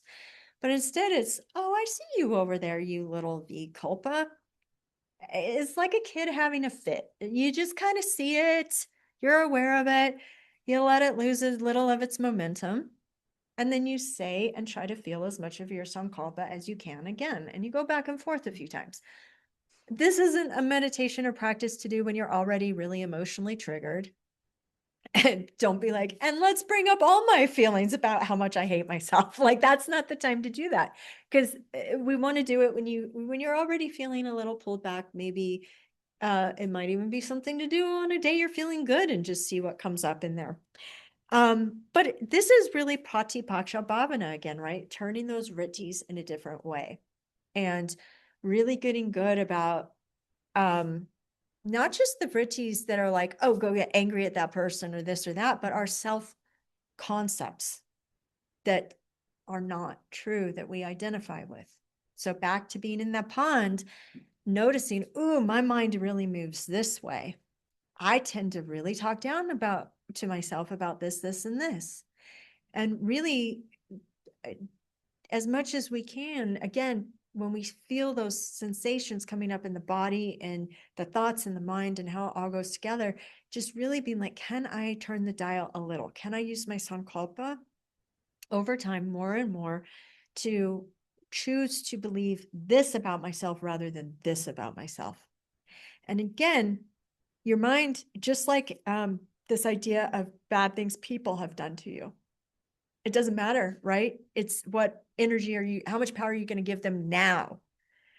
Because being stuck in it now, and again, not blaming anyone who is, we all are stuck in things from the past. It's not a blame thing, but it's just a recognition of it's only harming me. And I want to be nicer to myself than that, right? But same thing is, even if you're like, well, I did this in my past and this in my, your mind will come up with all of this evidence, like it's in a court of law and it's trying to convict you. And you have to recognize that's not the game we're playing here. The game is right here, right now. I can exist in a state of gratitude, a state of expansiveness. I can, inside myself, choose a different state. And as miserable as this one is, maybe I can move it a little bit. So that's really the work with Vikalpa. No, it's normal. It comes up with everyone. And a lot of times, when you've been doing this practice for a long time, it'll get a little louder before it gets quieter. So recognize this, when it gets harder to do your Sankalpa practice, you're about to have a breakthrough. It's not the time to give up. It's the time to dig in more, okay? All right, so we have 2 minutes left. What is, and we don't have time for everyone, but what are some things you want to remember from today for later, for yourself? What's something one of you wants to remember? Yeah. I just want to come back to the moon and the pond. The moon in the pond. You'll get it again and from me and other teachers too. In fact, I think we'll do it when I do a lesson called Seat of the Teacher with you too. But so I'll be reminding you as well. What else? Anything else? Yeah. Not giving others power over you for things that they've done in the past. Yeah. Yeah. And really commanding your own internal state. And it's hard. And we're all going to fail at that again and again and again. But also every time we practice not doing it, the better we get at that too. Okay. Something that kind of goes with like the Kapala exercise. When I have those dumb thoughts that come to my head that don't serve me at all, I do this thing I call pop that bubble. So I just imagine it and then I pop it and it helps like not have it not come back. Yeah. In a moment, that's what I do. Thank you for sharing that. Yeah, that's there are some really cool. I mean, really, we see more and more Western psychology kind of finding ways to teach these things too. Like I've heard cloud, like a cloud drifting, you watch it until it dissipates. There's, do you know Katie Byron? It does a 4-step process and I'm going to forget them. But the first one is it true? And whether it's yes or no, does it help me to think this right now?